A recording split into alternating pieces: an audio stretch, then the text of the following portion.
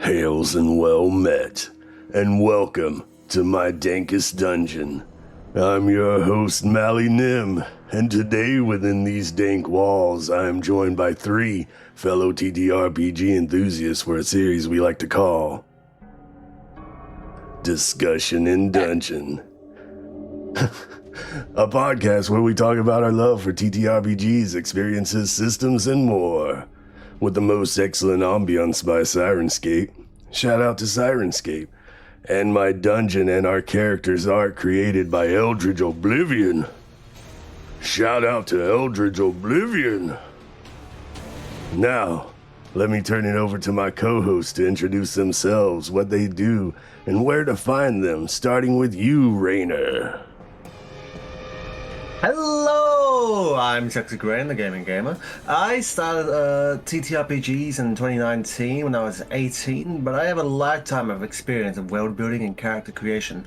My favorite system as of now is Shadow the Weird Wizard, but I regularly play in a heavily homebrew D&D 5e and other systems with my home group, as a player and a DM. I am the least experienced DM of the group, but I'm always trying to learn. You can find me if you know where to look. Hi, I'm Ruby the Lazy Goblin. I'm a Hero Forge artist and hobby game developer. I had my first experience with TTRPG around 11 years ago, but really started playing on a regular basis about like 5 to 4-ish years. My favorite systems of the moment is Shadow of the Weird Wizard as a DM and as a player. But I do enjoy other systems as long as I have a good group, and you can find me on Twitch and Blue Sky. Hi, I am Eldritch Oblivion. I am a fantasy and horror artist who's also passionate about world building and writing stories. I started playing and running around 10 years ago. Among my favorite TTRPGs are Vampire the Masquerade and fairly recently, guess what? Shadow of the Weird Wizard. But I had dipped my toes into many others over the years. You can find me on Twitch, Blue Sky, and casting a spell to force me to do it on YouTube under the same name. And I'm Mally Nim. I've been running and playing over a decade now. My favorite TTRPGs are the Shadow series, Shadow the Demon Lord and Shadow the Weird Wizard. But as long as I'm in a good group, I'll play anything. You can find me here, right now, on Twitch. Or you may catch this on my YouTube where I keep the records of my actual play campaigns. Please like and subscribe. Well, now let's get this discussion in dungeon underway with the subject of today's episode, Player Journey. Our experience gained and how we've leveled up as players. We'll go over our origins, favorite moments, horror stories, and talk about how we've grown as players. We'll end by opening it up for chat to ask questions. And feel free to ask questions throughout. We'll either answer or save them for the question segment. All right, let us begin with our first topic.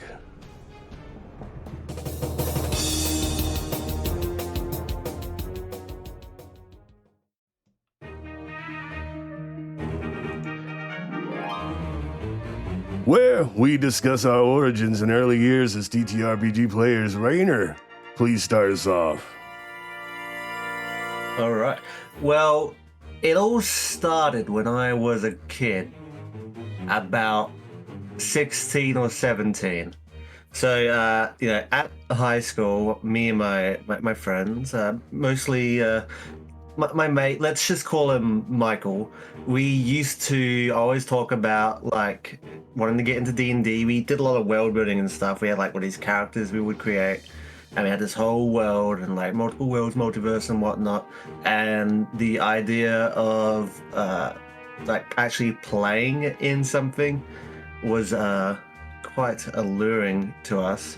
And like, at one point he showed me D&D Beyond. We'd recreate our characters within D&D Beyond, like from our world building project. And we're always just talking about, yeah, one day we got to play D&D. Like eventually we're going to play D&D, and you know, continue on with high school. Eventually, it took a lot of time, but he was able to manage for him to be able to play a game with a friend. Let's just call him Zach. And you know, they played a few games together, and then like into the next year of high school, the final year of high school, he would talk about these games he was doing with Zach, and it's like, damn, I really want to play. He's like, yeah, you should check out Critical Role. So you know, I would watch a bit of Critical Role, and then like he said, yeah, man, I'll do a game for you one day, man. Just like, gotta make up a character. Okay, I'll make up a character. So I came up with this character Barofmir, who was my first character. He was a dwarf who didn't believe dwarves existed. It was just yeah, but that was like the basis for the character. A dwarf that didn't believe in dwarves, and it took a while because there's like a lot of like, yeah, we're gonna play. And it's like, yeah, man, we'll play. And then like high school, doing exams. Everyone else had exams except me. I picked all classes about exams, art, music, and oh, look at that. And eventually, towards the end of the year, when we had less and less classes, like we had maybe like one class in the morning, he took me like down the road. Either we walked or we took a car, I can't remember, but down the road to Hungry Jack's, which is the Australian legally distinct version, well, legally the same version of what's it called, Burger King in the US. And we're like, yeah, we'll play here.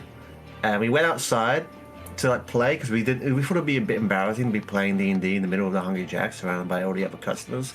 But so we went into the outside area, but then it started raining, so we had to go inside. And we started playing with Barofmir, and it was basically just a solo game between me and him. And it started in a tavern with Barofmir inventing straws and then selling the patent rights to the bartender immediately. And then he went and he read like a job board like in the tavern, and saw a post for an old lady needing some help with something down in the basement, and like, so followed that up, went to her house, checked the basement out. In the basement there was like, you know, a bit of a sound coming from this chest over on the far side of the basement, and shaking, rumbling. And my first thought was, well, whatever's in the basement is in that chest. I don't need to open the chest to like find out what it is. So I picked it up and I threw it hard across the room, exploding it into like it was a swarm of bats inside. I managed to do some damage to some of those bats, and yeah, fought them, defeated them, went down into the there's like a sewer underneath, and it was fun for my first game. And eventually, like I had a few more sessions of this with Barofmir, and eventually the DM wanted to join my game he was doing with me, with the game he was doing with Zach and another friend. Let's just call him Caleb. And we would basically, like, they had like this other story going on in the same city, and in one of the sessions, it's like one of my sessions that ended with me seeing two figures in the dark, and then one of their sessions that ended with them seeing one figure in like entering a door.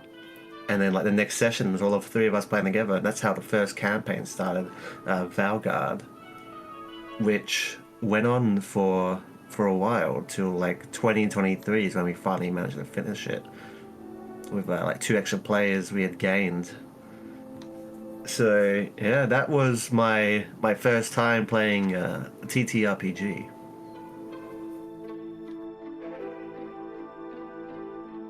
Holy shit, that was so cool. Amazing. Yeah, I love playing silly little guys. I've always played silly little guys, and I've never stopped playing silly little guys. Yo, Rainer, did you want to So- show more of your dude during that segment. I didn't know if I was supposed to show him more. You can tell me to change images. I can't concentrate on two things at once. Like I had to concentrate on remembering the story. It's like I'm blind when I'm talking. That checks out. Yeah, that checks out. Yeah. Well, was it? Yeah, and then you want to go over the next image real quick? Yeah. With the first picture there that you had before, that was like the outfit he started with. Then the yellow pick is what the yellow suit is what he had partway through when in the campaign we met with Barthmir's family, who's adopted by these humans, which is why he believed he was a short human, didn't believe in dwarves, and he had a yellow suit made by hand, and he wore that for a bit, and then until eventually he got like his like artifact sort of suit, which is like it was made from. We had 5 different like colors of dragon over the campaign. So I don't know if I send you a pic that shows it. Maybe the mini, if I gave you a mini there, I can't remember. But he had a suit. It's like dragon scales, and when he presses a button, the scales would flip, and it'll be like a different dragon scale, and that will give him resistance to that. Yeah, there it is. It's an older mini, but like it would flip the dragon scale, and he'd have resistance to that damage type, like associated with that dragon. So yeah, he changed a little bit of the campaign, but he was always just a silly little dwarf. But his design, you can see he's got like the goggles and the mustache. It was inspired by the Sonic movie was coming out when I made the character design, and there was the leaks for Jim Carrey's Eggman when he had like the goggles at the very end and the mustache, and it's like, oh wow, that's so cool. I want my dwarf to kind of look like that. So that was like part of the design for that.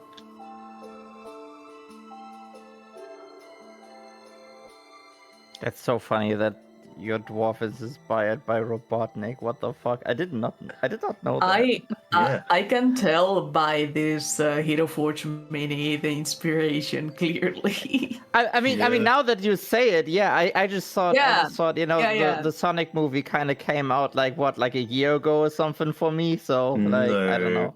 Yeah, I know it's longer ago, but like it's kind of funny. Yeah, I mean the goggle and mustache combo was inspired by Robotnik, but playing dwarves, I've always wanted to play a dwarf ever since I watched the Yogscast as a kid. And you know, Simon, his Minecraft skin was a dwarf, and then like he's in the series Shadow of Israfel, where he sang the Diggy Diggy Hole song. I was like, whoa, dwarves are so cool. Dwarves are indeed really cool. But yeah, that's my origin story. You had one more picture, right? I think it was for Origin. Was it in Origins? It was the comics, yeah. Unless because it was your first group with DeVito. Oh yeah, I mean you could put that. Actually, yeah, you could put that there. It's the group shot. Oh, okay. Oh my god, that fucking picture. It is missing. It is missing one person because they were very busy with uni, and so they would like disappear for like months at a time. So he wasn't there for this moment where we killed the Emperor of the Empire, and it's just our whole party going in. You can see, yeah. Okay, so I'm Barthmir is disguised self as Daniel the Vito. He's also naked and oiled up. The idea was that if like someone's trying to grab him and stop him, they wouldn't be able to grip onto him because he was naked and oiled up, like in the movie Bronson. And then he was also enlarged twice. From eating a banana that enlarged him, and then someone casting enlarging him. So he was like, what, huge? Dude, Yeah, he was huge. What the fuck? So huge Daniel DeVito. And then, yeah, you can see he's singing the lyrics to Baby You're a Rich Man by the Beatles. And then you can see the rest of the party. Like up in front, you have Cowder, who was our rogue. He was sort of like a very Assassin's Creed. And then to the right, you can see Triss. She was our warlock, like Queen of Ravens. Right under Daniel DeVito, there is Kick, who was my hellhound I adopted. And she was just, I think she had slow fall on or something. So she was just sort of there. And then you got the robot over there, Cannonball, who was cool and he was like firing off all his rockets as it was falling. But yeah, it was a moment. when we assassinated the Emperor. You know, Incredible. seeing this image without context is like, okay, what the fuck is going on? And then knowing the context, I don't know what's better at this point. It's like the image itself we presented without context, or knowing that this was the moment where you would kill the Emperor. Like, wow. I think the context makes it even crazier, which is wild. Yeah. Yeah. Like Love it. the Emperor, who's like the original Emperor got assassinated by this guy, and this guy is taking his place. So obviously, we had to assassinate him back, and then put our own figurehead in his place. Our best friend, Lucy, in the sky with diamonds. You know, a lot of Beatles references going on between me and my DM. You know. Also, props to you for getting the likeness of Danny DeVito so well. Yeah, faces are easy for me. Everything else is hard. Anatomy's hard. Yeah. I mean, look at those arms. That's not how an arm works. Who that is cares? Daniel DeVito's face. The picture is fun. Oh yeah. Yeah. I love it. It's great. Should Should I we start with move? my Yeah, I think we origin move to the next story? one. Should we Yeah. move on? That's Yes, I I'm mean, tired. okay. Yeah, I'm sure. gonna nap now. Let Ruby do it. Okay, so like I said before, like my origin story kind of starts like 11 years ago. And I know that for a fact that it was 11 years ago because I have an exact date actually, but I'm going ahead of myself. So back then, like 2014, I used to watch a German gaming channel called Rocket Beans. And at that time, they would air their first pen and paper ttrpg roleplay game called Tears, but as in tears, like, from your eye, It was like a post-apocalyptic adventure, and they had their own rule set that they homebrewed and whatnot. And like me, like 22 years old at the time, I really wished to be part of something like this as well. They seem to have like so much fun, and I always loved role playing, like with my friends when I was a kid. Like we would either play with our Legos or with like wooden swords in the like on fields and stuff, because I actually grew up in a village.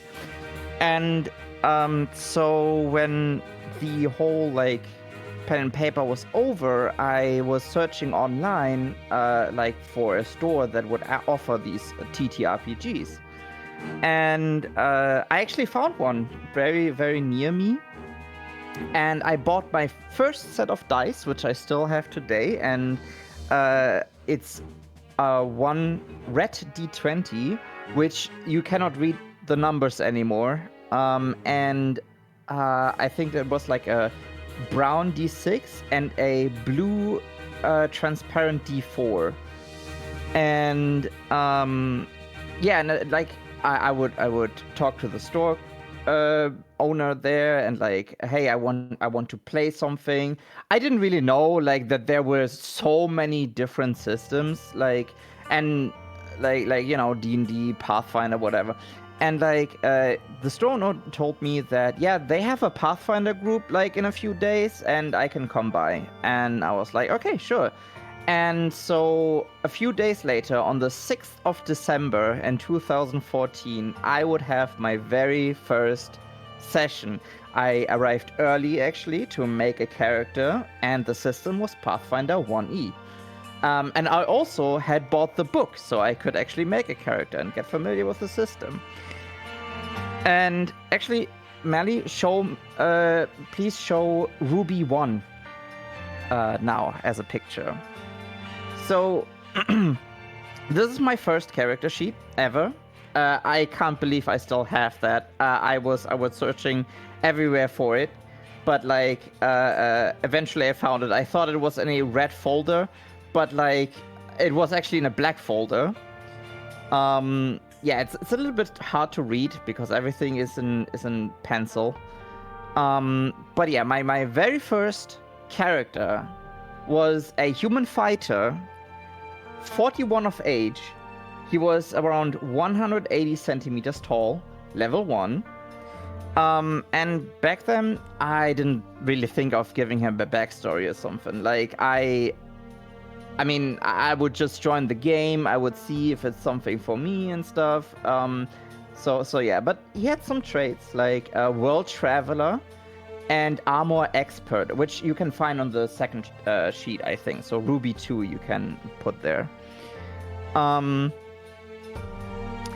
And his weapon, now that was important to me. I wanted his weapon to be a shield because I really loved Mass Effect back then. And there was a character in the online in the online mode of Mass Effect 3 with like a hollow shield. And I found that so fucking cool, so I kind of wanted to just have a weapon as a shield. And so we did use the normal book, and then also like some kind of supplement book, like with a class that is actually like using a shield and whatnot. And we actually built that fighting style with them. And on the same day, I would actually play 2 adventures, and we can put Ruby 3 now on the screen. My first scenario I've ever played was in the Pathfinder Society, and it was scenario 13, the Prince of Augustana.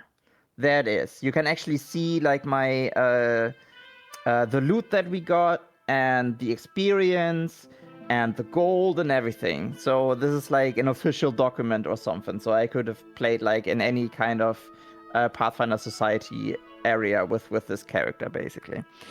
Then my second scenario that I played on the first day, just like a few hours apart, was First Steps. Mally, you can show the next picture. First Steps Part 1 in Service to Lore. That was like my second adventure. And like on the first adventure, it was kind of weird because like I was underleveled and whatnot. I mean, not underleveled, but like other people were like higher level and stuff. So yeah, I don't know. I wanted to play my character the way I wanted to, but I couldn't really. Like, I wanted to be a frontliner and whatnot. But again, I mean, I was just getting into the game. So, however, there was one moment I would like to tell right away, because it's still like within my first game. So, like, details are I don't care about the details. It's 11 years ago, and I did not used to write notes. So the group was being ambushed in an alleyway, or I think it was an ambush, and I don't remember the details, but so far my character didn't really do much, and it was the last battle of the adventure. So I wanted to see how much freedom I have with this game, and I started climbing up like a wall to a roof to a house, while the others were like still fighting down in the streets, and I could sneak along the rooftop. My character has a modifier of 0 in stealth, but somehow I fucking rolled high enough that the enemies wouldn't spot me up there. So I ran up to a spot where with one enemy who was standing next to a house I was on, and I would hold my shield in front of it, and like stiff as a board, I would fall forwards and like jump down the roof, and the enemy would just go squashed, and like the last thing they would see is like a shield coming from the sky, basically. So that was a really, really fun moment actually for me, and I'm glad the DM actually let me do this. And yeah, so also one thing that I saw when I dig up that character, I did not expect that, but this is a sign. So my younger self decided to give this man a second language, and that second language is Goblin. So I think even back then, if goblins were a core race in Pathfinder 1E, I think I would have played one. And of course, I haven't said who I have played yet. Well, I have not mentioned his name. His name was Alexander. Mally, please show the secret picture. And back then, I didn't have Hero Forge, but now I have. And so I made a depiction of him now. And my players maybe recognize him, because he's also an NPC in my game now. So yeah, that was my very, very first interaction with like TTRPGs. But after my first time, I didn't really return. I think I got busy with school, or I didn't have time. I don't really remember. But my next game, which I technically consider my origin there, is 7 years later, in 2001. I would join my first campaign over a D&D Discord channel called The Dream Realm, and I was in the middle of transitioning, and I had released my first chapter of my video game, and I was ready to do something new. And so the DM I found was Foxy the Toxic. The game was Eversoul. So, and it would start at the April 22nd in 2001. And thank you for showing this picture. This is my first group ever. It was a 1 year long campaign, and we had like 3 to 4 players that kind of shifted over the time every now and then. And actually, to this day, I actually still play with Foxy. And Mally is also one of the players with Foxy, and Foxy is also in my campaign. And of course, my first D&D game ever, I would play a goblin fighter. Again, fighter. I actually do like fighters. Her name was Ruby, or later turned out her name was Tanya, because, well, story reasons, but like for my reasons, I changed the name because I had 2 rubies at the time. I really liked the name. You can show Ruby 6 now. This is like the how my character actually like grew into the character she was at the end. There you go. Like started out as a little scruffy goblin and then like moved on from there. Because I also changed my subclass and whatnot, because like I was like I saw some dude like doing some cool anime shit with a sword, and I was like, I want to do that. So I changed, I homebrewed my own subclass in my first game ever. Cause like, yeah, I just wanted to do cool shit. And yeah, actually, like in that campaign, I learned most of I know from D&D 5e now. And it really sparked my passion for it. So big shout out to Foxy, for giving me this opportunity to play in this game. Really, really fun. Yeah, that was really my origin story. I can't believe Ruby, you. indeed. I can't believe you snuck in Alexander in the campaign, and we left him alone. Oh boy. Not alone. We were just. He had big robot friends with him. That's true. That's true. I'm sure he'll be fine. He will be fine. Yeah, I couldn't. I was very excited to actually reveal that to y'all. Oh, that's like, so fun. I love it. He was my very first character. That was some fun lore in general, learning about you watching a TTRPG show or in Germany, or what was it? Yes. Yeah, so Rocket Beans actually, like, they focus on video games, but they do like they do other like various shows. Like they have like a YouTube channel and stuff. Like there's a whole history to Rocket Beans actually. And yeah, one day they would actually try out to stream their pen and paper there. So that's how I got wind of it.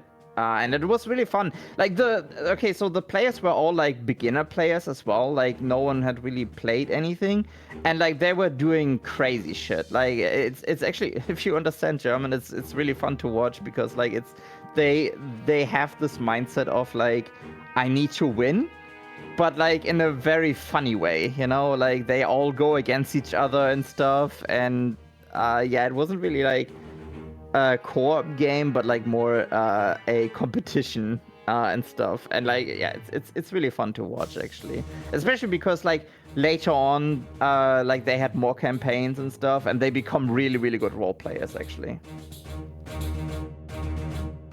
Nice. Well, without further ado, Eldridge Oblivion, would you like to start us off with your origins? So my origins, to better understand all how everything started, or at the very least the spark of interest for the ttrpg started when I was in Bachelor. I was a teenager, and I don't remember how this exposure happened, but I was aware that tabletop RPGs were a thing, but I had no idea how to get into it. I had no friends that were interested. It was just me. So I would just be in the corner with my interest. And many years later, when I was studying illustration, I had a classmate that one day brought in character sheets from her Vampire the Masquerade game, and I was like, wait, what is this? And she explained to me, because she drew the characters corresponding to those character sheets on the character sheets, and it was really cool. And I was like, oh boy, I wish someday in like hopes of being like, hey, can you invite me in? But alas, that did not work.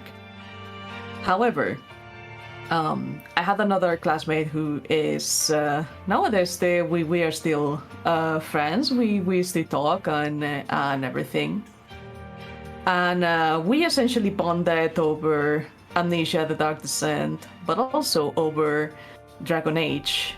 And Dragon Age part is very important because we were talking about all the decisions that we were making, and just bonding over it, and that interest and everything. And then one day, when we were having these conversations and all of that, she said, hey, I found that Dragon Age actually has published the ttrpg. Would you like to play, or are you not interested? And I said, yes, of course I am interested. Yes, please, one, yes. So, with that in mind, around the end of 2015 or early 2016, she just called in two other friends who she played 3.5 game of One Piece before, so they were experienced. I was the only baby there when it comes to TTRPGs. And so we just gathered in, and we started making more character sheets and everything. It was like everyone was completely inexperienced. She never DM'd before. I never played before. I had no idea what anything on my character sheet meant. I was just following instructions, and I just made a character for it, which by the way you can start showing Malik. My first character was an elf. an elf mage that used to be a slave in Tevinter. And for the context of the setting, Tevinter is a magiocracy that is absolutely terrible and also has very high technology and everything. Back then, Tevinter was not really well known. The most that we have known now is through Baelgard, but of course Baelgard was not a thing. The most recent game was Inquisition. And so I just went with some bare bones for that. She managed to escape her situation because the caravan where her owners were traveling was attacked by bandits, and she was considered dead, or she feigned her death. I don't really remember, but she managed to escape. And usually she would have been killed because of her magical abilities, but instead her owners were like, okay, we can use her as a bodyguard. And yeah, the first campaign that we played was a module that came with the first rulebook, because it was like not really all the core books and everything was not published here, was not translated. It was only translated in like 3 parts, I believe. And so we started playing the module that came with the game itself, and it was a lot of fun. This system is actually a lot of fun. It's also very simple. One system that, if you're a fan of Dragon Age and you also want to start playing ttrpgs, is really simple and really easy to learn. So yeah, Lila here, she was pretty simple character. I didn't really know what to do. I was also, even though I was familiar with the setting and everything, I was not as passionate as my friend. But we played through the entire module, but we did it in like very sparingly because the schedules were not working out. And then I invited another friend over because I told him about it, and he was like, "Oh my god, I want to try." But then the game naturally fell off because schedules were not working, and also commitment was not really a thing for the most part. Which brings me to the first time I played the 5e, because my friend told me that Critical Role was a thing. And so I was watching Critical Role and I was like, oh, I want to try this system. It actually sparks my interest more because like I can be other things other than an elf. And so she was like, okay, I have no idea how we can do this and stuff, but I can give it a try. I can ask on Tumblr how we can, if someone wants to DM or something. And we were lucky enough for a follower of hers to be like, hey, I've been looking for players. Do you want to come in? And so we did, and we had our first group for 5e. And my first character for D&D was Dragonborn monk called Surina. You can show the next one.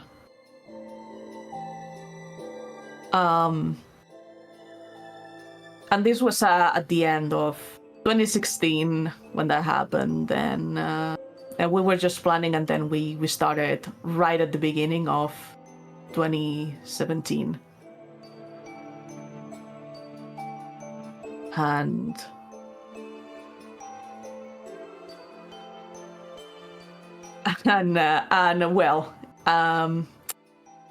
And these are little doodles of the first session. You can see my character there. She's the Dragonborn. On the first session, we were also playing a module that I think was taking place in Ravenloft. I think it was a homebrew model module that the DM found, and yeah, those are the characters that were in. And on the first session, we found a hellhound with 2 heads that, because of a very high animal handling check that I did, became our friend. And and so we were just going around with a very scary hellhound that I ended up naming Bucket. Bucket was our baby. Bucket was our very very best friend.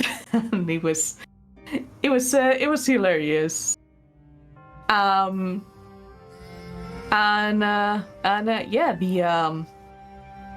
the module was pretty fun, very actually nice that it was very spooky themed and whatnot. The problem with this one is that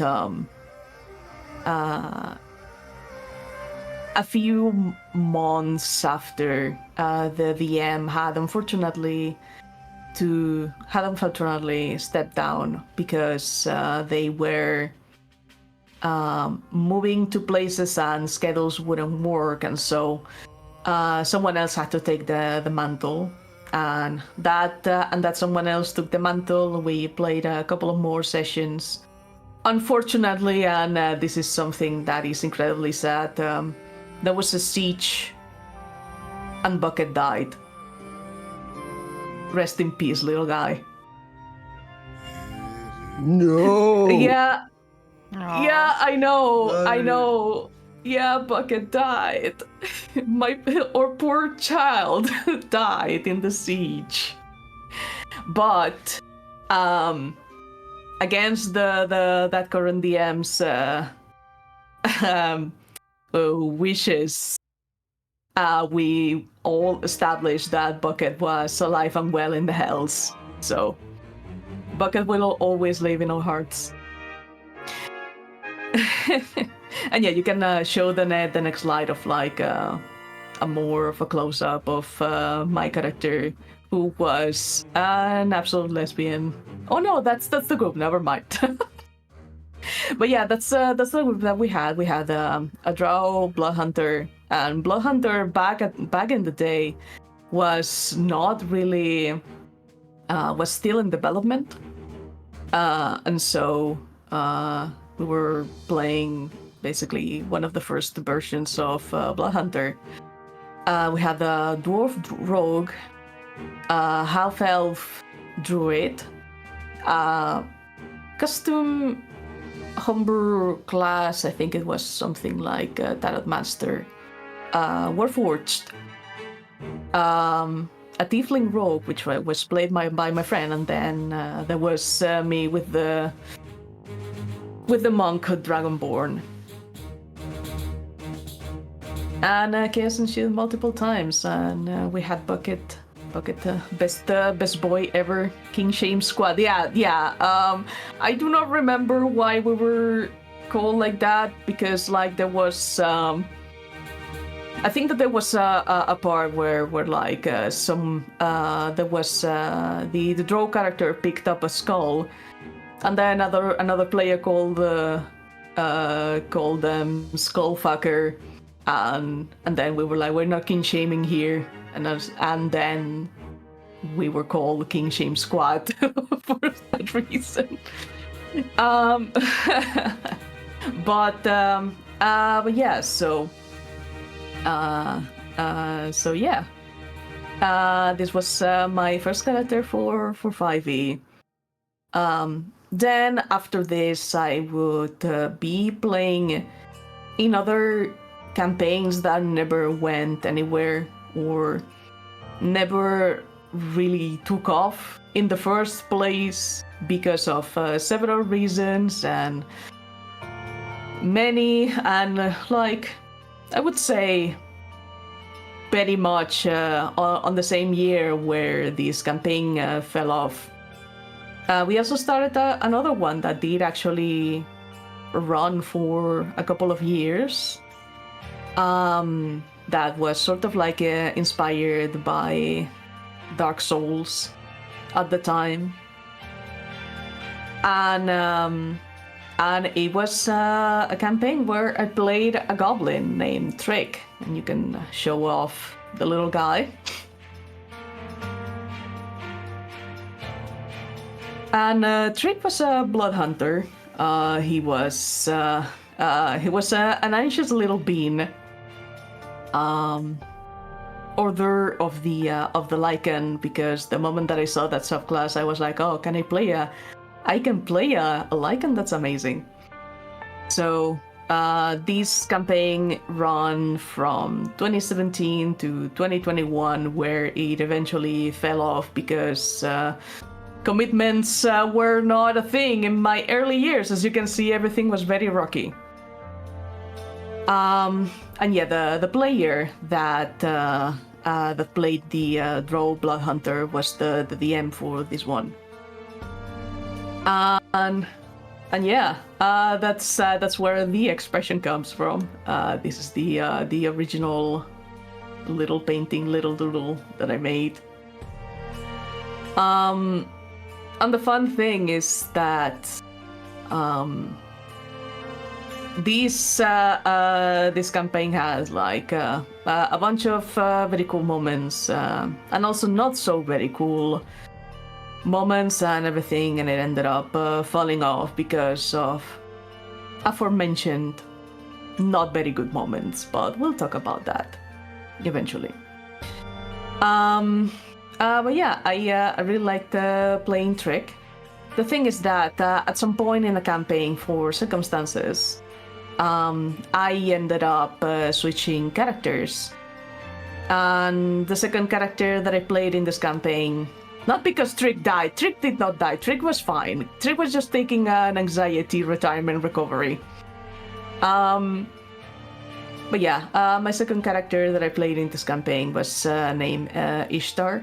They were the Tiefling paladin that more functioned like a rogue. They were a lot of fun to play because they had like barely any emotions, because they were brainwashed by a cult, and then they escaped that situation and was just trying to be a normal person for once.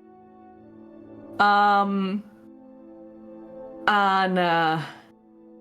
yeah, that particular campaign was running on and off, and in the meantime, there was just like a lot of things happening in between. Also trying to revive some other things. Me as a DM, just doing my own thing as well. But eventually, this campaign too fell off. As you can see, there's a pattern here, and the pattern is I have terrible luck, unfortunately. But that will continue until like later on, even to this present day. But yeah, this was the party. There were some characters that left, and in the end, we were left with like a couple of them. And the character that you see on the left behind the human, that was our adopted NPC. But yeah, these were a bunch of characters, of course, my goblin child and my very normal paladin. And then there was everybody else. The player that played the little chaotic kobold, and the player that played the cleric half-elf would eventually be players in in my games as well. And then for the latest flop, there was I still wanted to play Vampire the Masquerade after seeing those first sheets. I was also watching a show called LA by Night. Amazing show. And that sparkled my interest. And I saw a former illustration classmate mentioning that, hey, it was Vampire the Masquerade time. And I was like, oh my god, you're playing Vampire the Masquerade. I always wanted to play Vampire the Masquerade. Eyebrow wiggle, nudge nudge. And surprisingly, it worked. And I got to play Vampire the Masquerade for a time. They had a campaign that was started already. There were some internal problems and some players that had to be kicked off for some drama that I stumbled into. We were off to a good start with that one. But you can show the next character. I played Shimize called Dante Caravaggio. He was amnesiac, survived World War II, and in the present days he was just essentially vibing and helping out other vampires that could get injured and stuff in Venice. And he was essentially just a smug little guy, just doing his best, and suddenly getting into many troubles. Unfortunately, did not get to play him too much because, like I said, the campaign was started, and at some point it was not going to end. It was just on a little hiatus while the storyteller for that one decided to take a little break to figure out what would happen next. And then his girlfriend, who was my friend, would take over for another one. And then that fell off as well for other reasons. So, yay! As you can see, my origins as a player have always been like, hey, I want to play in a campaign. Campaign ends. Oh, I want to play another one. And it ends. So I ended up joining a lot of them because in my mind, I was like, okay, maybe if I join many, I can have the chance to play more. And guess what? That did not work. Do not do that. Damn. So that's my origin. Unfortunately, nowadays, all the people, all the games that I have joined in have at the very least been nice. From now on, I'm hoping to break the cycle after these very rocky origins. Also, I really hope that you like the booty shorts there. They were made with love. So, those are my rocky origins. Jesus Christ. That's like a villain origin story. It is a villain origin story. That's why I took the mantle of DM, and then all the DM things that I did also fell off. Finger guns. And the very thing you swore to destroy. Also, like, amazing artwork. Like, Thank you. holy shit. It's so Straight cool. gender. Beautiful. Yeah. Super gender. Yeah. I guess it's my turn. Wow. Yes. I know. Yeah. It's going a lot longer than I expected. I thought we would be. Oh, No, it's good. but that's great. It's great. That's great. I'm loving it. Hell yeah. Yeah. This is awesome. Well, hey, my origins. Guess what? I'm an old man, but I haven't been playing super long, like a little over a decade. I started way back when, as far as my love for like fantasy and the genre itself with, you know, JRPGs, CRPGs later as I got into my teens, and fantasy novels and stuff, Terry Pratchett, Lord of the Rings, all the good stuff. And I heard of like Dungeons and Dragons, but I mean, I also heard it was the devil's game too, so never got a chance to try it. Didn't know anybody who played. And then we got maybe 30 years later, 29 years later, around 2012, 2013, I met a coworker who was getting into getting like bringing like board games and stuff to work. And I'm like, oh, this is cool, you know, getting me into board games. And he's like, man, I always wanted to, you know, try Dungeons and Dragons. He's like, yeah, I run ttrpgs. I'm like, cool. And he set up a session at like a local game store, and I played a one-shot of Traveler with a pre-gen character as my very first game. Not memorable enough to remember anything to talk about, but that individual kept running games for me for like a year or so. We played like a little 3 to 5 shot of 4th edition, a lot of one shots like Call of Cthulhu, Fate, Star Wars, Edge of the Empire. We did play like a 5 to 8 shot of Deadlands. That was probably my first like semi-campaign, I guess, but still not very memorable. I barely remember the character. His name was Dr. Cornelius, and it was just a scientist. But during that time, 2013, and so I started getting into Pathfinder Society and started getting into the Pathfinder books as a player and stuff. And I'll go on my display and show off. So I started making characters for Pathfinder Society, and these are my first initial characters. The Viking Wolfgar. I didn't know there was a famous Wolfgar. I just heard the name in passing, so I named him Wolfgar, but wasn't actually my first character. I made 2 characters because you can make a lot with Pathfinder Society, right? And you can change anything about them at level 1. So I made like a cleric just in case for my first slot, and then my second character is the one that I played mainly, Alistair.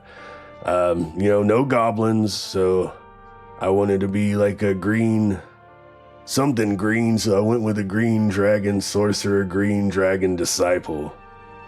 I know, no goblins. Terrible. But yeah, these were like my first characters, and I really only cared about having like a personality and a voice for my character. I never really worked on backstories back then, especially because most of my games were like one-shots, right? Pathfinder Society and stuff, so I never really got to delve into a character. But speaking of Alistair, my first mini that I got painted, birthday present, didn't know anybody local to paint minis, so here he is. I found a website that's still active. I looked into a Chest of Colors, like a painting service from Poland. And I've got this individual painted for my birthday in 2013, I believe. And so, yeah. So this was my first like real miniature. And yeah, whoever did it knocked it out of the park. But that was like early years, and then 5th edition came out, right? Moved over to 5th edition, played a lot of Adventure League, and that's where I found like my friends. My IRL group was like Adventure League. I hear, you know, horror stories about AL, but I met some good people through Adventure League, and we started our own little home group. And my first real campaign was called the Daggerford Chronicles, and I played this character who eventually I got this mini. My partner at the time painted it, and I used this mini for Wolfgar as well, but I use this mini for a lot of characters.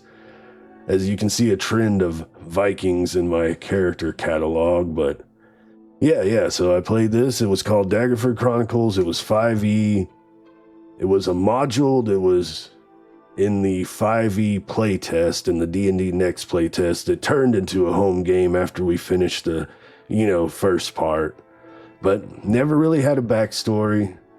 Just had a description, and he was a Tempest cleric who worshipped Valkyr.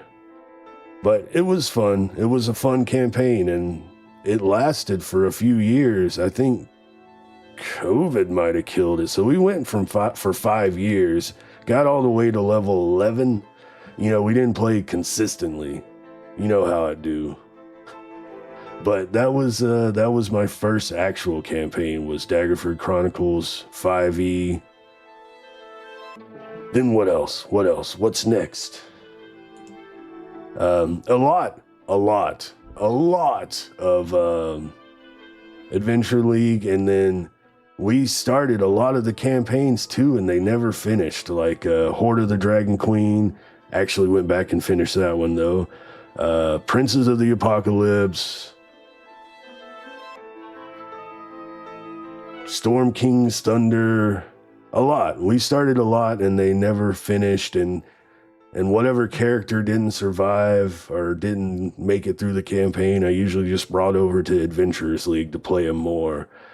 And for funsies, I'm going to go through I developed a love that Ruby will hate and judge me for. But you start out with 5e, right? Adventure League, there's no Volo's Guide to Monsters, no goblins, no legal goblins to play as, so I had to turn to another short race, and I realized how much I love Stoutfoot halflings, or, for their love of food and pipe leaf. You freaking traitor. So I had to play, so here's my Hall of Halflings right quick. So, first, this is Mogar Buttonchops. He would have been a goblin, but he was my halfling necromancer, my first AL character. Got all the way to level 18. Still got his character sheet. Yes, you did. You made him in Hero Forge. And I got this art commissioned off of Fiverr. This is 2015, 2016 era. And then I also had another halfling that started Princes of the Apocalypse, but then got drug into Adventure League because that fell apart. And he was my first joke character, but here's the Chopper. I still roleplayed him semi-seriously, but he was kind of a joke character because, he quoted Arnold Schwarzenegger movies. But I went with the the Outlander background or personality trait or whatever that, I was indeed raised by wolves, but his was I was raised by dire badgers.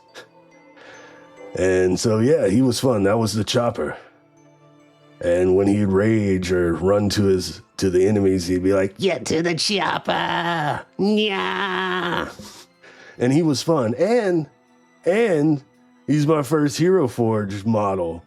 Back in 2015, I had him, or 2016, around that area, before they had all the cool customization. I made Chopper in Hero Forge, had him printed, and my friend painted him. And here's the Chopper. An old Hero Forge model. Had the wolf head, and I told him to paint it like a badger. Yeah, not too shabby, huh? From that to that. Yeah, my friend, who I'm glad I've made friends with, was amazing painter. The next one might be his work too. Yeah. So this is Neville, aka Noise. I've brought Noise back a few times. Anytime I get a chance to play a halfling, sometimes I'll try to play Noise. But he was like a halfling urchin. Finished Dragon Heist. Had a fun game of Dragon Heist, Waterdeep Dragon Heist with Neville. Yeah, And then when we went back and played Horde of the Dragon Queen, I made another halfling. And I met someone while I was doing work. I had to go like to people's houses to do work, and I saw someone's art, and I'm like, "Hey, your art's really cool." And they're like, "Yeah, I do art." And I commissioned them locally where I used to live, and I got Finnan Tea Leaf. I almost forgot his name for a second. Finnan Tea Leaf, Paladin of Cirola Lee, the halfling goddess of hearth and home.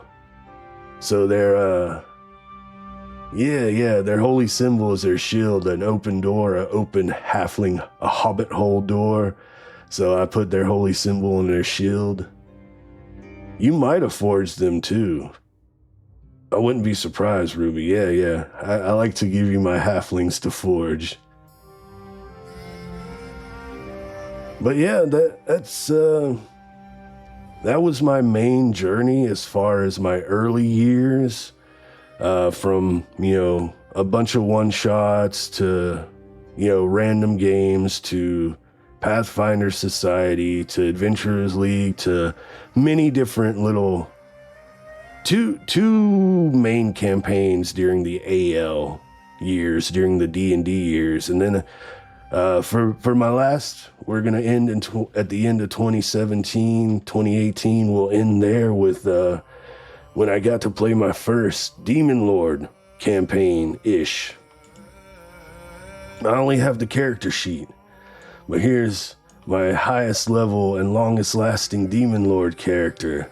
So I started the campaign with my friends and my partner, and I was like, because you want to play Demon Lord, you got to do it yourself. So I started the campaign level 0, did a level 1 mission, and then their level 2 mission, I killed my partner and my friend. And I was like, hey, I know your favorite game is Blades in the Dark. If I ran some Blades in the Dark for you, would you take over the Demon Lord for me?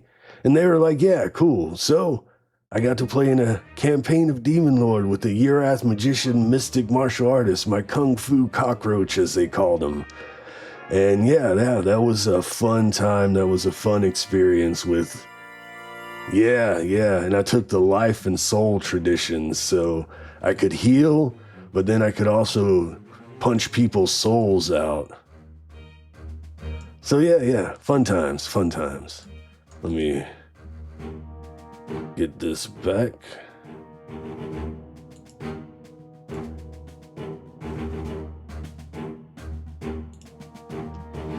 And then we'll go back here. All right. Well, that's it for my origins. Wow. God damn. You have been around. Been around the You're block. old. Dude, I look old. Well, yeah, that was a fascinating dive, though. Do you want to chat a little bit, or do you want to move on to the next subject? Your call. I am just fascinated by the fact that it is possible to finish campaigns. Actually, I say my little sad corner of so many failed games. I didn't know you were an OG, a Hero Forge OG, bro. I know, right? That was interesting. Yeah, I loved Hero Forging back in the day. And the paint jobs, they look so good. Yeah. My friend was amazing. And don't worry, so cool. Obi. I mean, the only one that actually finished was Dragon Heist. Daggerford Chronicles didn't finish. That was Ix level 8. We were doing modules, the Demon Lord adventure. So every adventure we level up. So we did 8 adventures, and that's it. And we didn't finish. That's cool. Yeah, like my only finished campaigns have been short campaigns, actually. So I have never actually finished a long-term campaign, neither as a player as the DM. Damn. We will. Don't worry. I feel One bad day. for you all. I've You never will. had a campaign I haven't finished. We Wow. will finish your campaign, and we will finish my campaign, and they're both long running. We will finish those. Please break the curse. I'm so tired. Cool. But yeah, we can move on to the next segment, I think. Yeah. All Yeah. right. For our next topic today.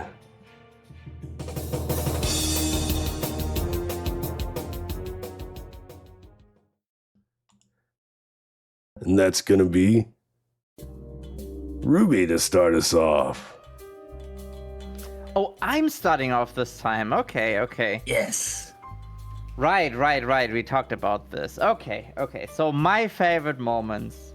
When I'm telling these moments, they are not ranked or anything. I just wrote them down and stuff. So, but technically, I would say, no, they're not in any particular order.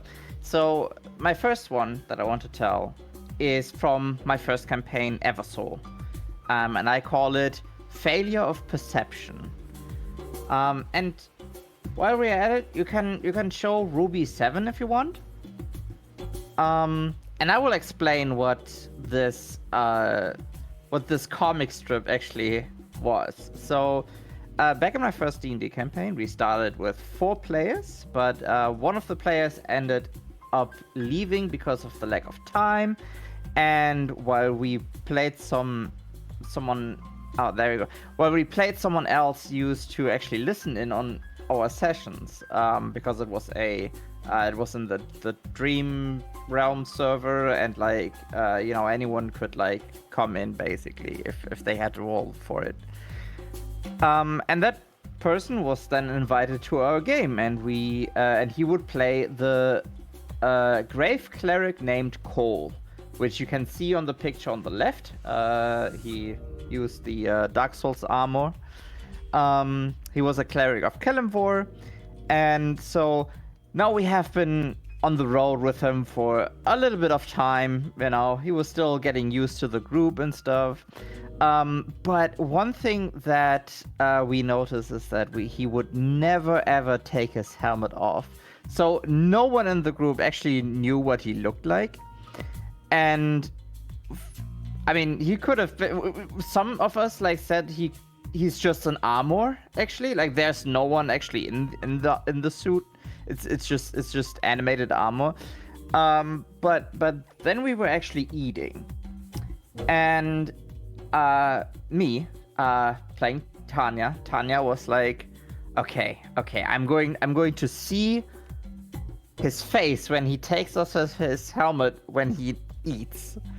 So the other player didn't want that, and the DM asked for a sleight of hand check against me rolling perception. So the thing is, the cleric fucking rolled a natural 20.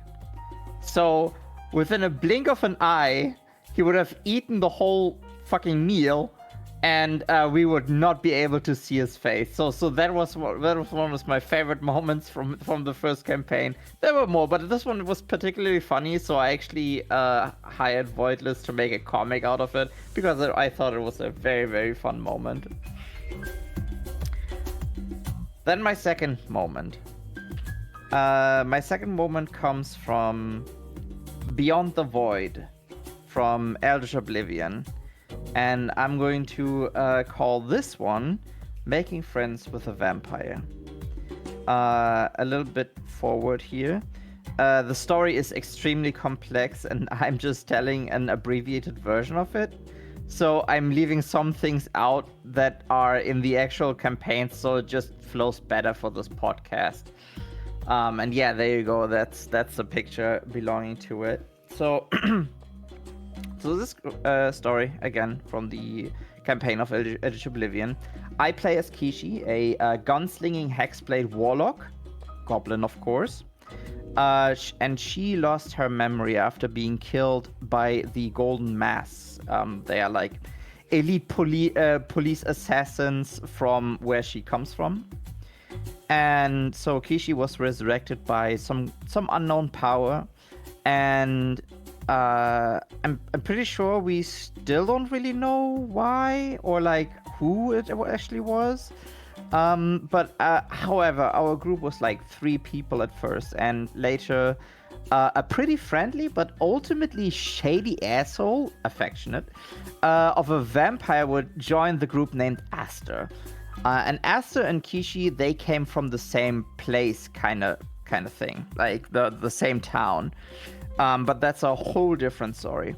So no one really knew anything about Aster until we were all like in Ravenwheel. That was like our first great destination, a city in a whole different section of the world.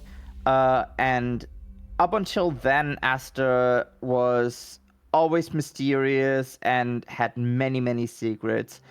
And we would be confronted actually in Ravenwheel from by a Golden Mask agent who was searching for Aster and also Kishi. And this is also where Kishi's memories came a little bit back. And I will read a little bit of the campaign notes actually that I took with Kishi. Facing the Golden Mask, I remembered so much. It felt good killing them. Just like when I killed one of them back in the headquarters. I'm not afraid of them. Not anymore.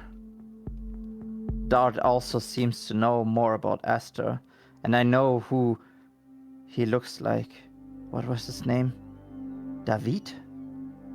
Why does it seem so familiar? Why is Aster such a big part in this? Why does he want to talk to him and talk about his secrets? You know what? I couldn't care less about what Aster tells Dart. Keep your secrets. I have different goals. As long as he doesn't stand in my way, I will tolerate him. I want to remember more. So, up until the Golden Mass, Kishi had been extremely sweet and kind and also very naive. So this all changed. She was filled with anger and thoughts about revenge, and she really didn't know what to think of Aster.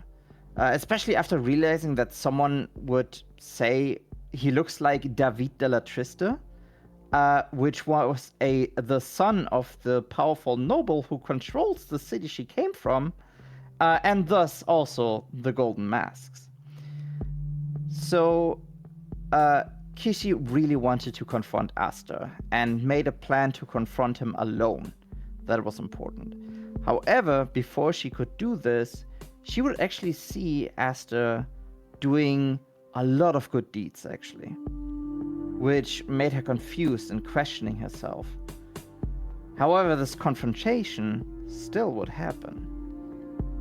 And I'm going to read another section from my notes. It's time. Everyone went to their rooms. I need answers. Kishi goes to Aster's room and knocks. Aster lets her in, not expecting anything. Kishi locks the door behind her and still holds onto the key facing the door. Why would he make this so hard on her? Why was he so kind to all of these people? He had so many secrets. The Golden Mask wanted to bring him back to the city. Was he involved with Alberto? Side note, Alberto is our BBEG. And also the father. I'm getting ahead of myself. Kishi needed to know enough about lies. I will shoot his smug face off if he dares to lie to me. And quickly she turned around and pointed her gun at his face, and this is where the picture came from. And she would ask, why do you wear his face? Why do people call you David? Because at the time, I thought maybe Asta is a shapeshifter or something. What would follow would change Kishi's perspective forever. Asta stayed calm and stared her down. And for the first time, Kishi could hear an absolute sincerity from him. I'm the half-brother of David, and I don't like it either. Asta began to reveal that he was the child of an affair that Alberto had, and he is just as much an enemy of his father than Kishi is. And he wants to stop him. And this is where Kishi and Asta actually made a pact that they would go together, take Alberto down, and free the people. And Kishi and Asta, ever since then, are best friends because she pointed a gun at him. The player also revealed to me that this was the only way for Asta to actually trust her, because he then knew that she would go through anything to reach this goal. So yeah, this was... I'm still thinking about this because it changed the whole campaign. This moment changed the whole dynamic between Asta and Kishi, and I love their friendship. My next moment, I have 4. So my next moment is from Mask of God, and it's the end of the campaign. My character Sticky does something that I did not expect she would actually do. And for people who have seen the show will know what I mean. And if you don't, I mean, what are you waiting for? You know, go watch Mask of God on Malinum's YouTube. It's out there. You can watch it yourself. It's at the end of the campaign. It's a great fucking moment. It shows how much she has grown as a character. And like, I'm giving myself like an ending I wouldn't want actually, but it fits so perfectly. But yeah, so I'm not actually spoiling it. I want you to watch it. And my last moment is not really a moment. I'm kind of cheating here. And I'm not going to retell the whole thing, but the campaign Joy and Thunder is... the whole campaign is my favorite moment, and I want you to show Ruby 9 for this. So this was basically my second D&D campaign ever, and it's extremely special to me because it was one of it was the one-on-one campaign with my partner, who I call my human. And back then he presented me this cute little world map of like a circle, and that he worked on, and I would make a character called Penelope Joy Fontana. She was a goblin divine sorcerer who only wanted to find out her magic powers, where they came from, and so she started out as a librarian in her hometown, and would then start her journey to go to places, to go to a place called Temper Portal.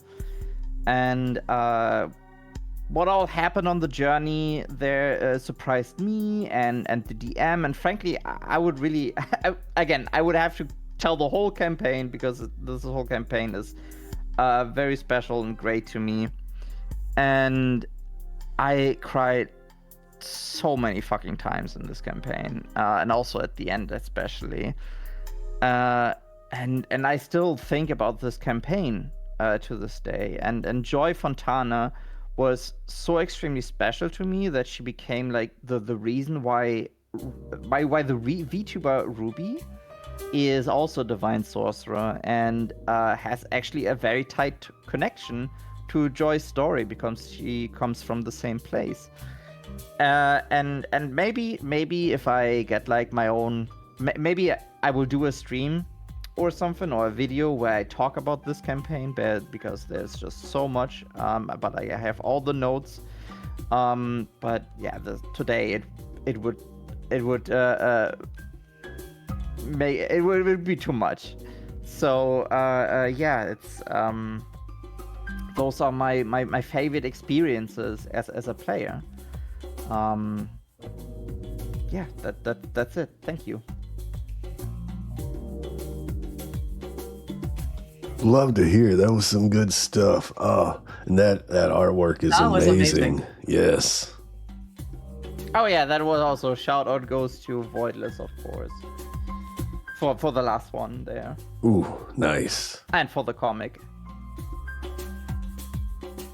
So, Obi, what about you? Your favorite moments from campaigns you've been a part of? So one of the moments that I want to start off is like it has a little bit of a background. So in the campaign where I played a Strick, the goblin, there was this running joke. Everywhere where he went, he was treated like a child because he was the only tiny person in the group.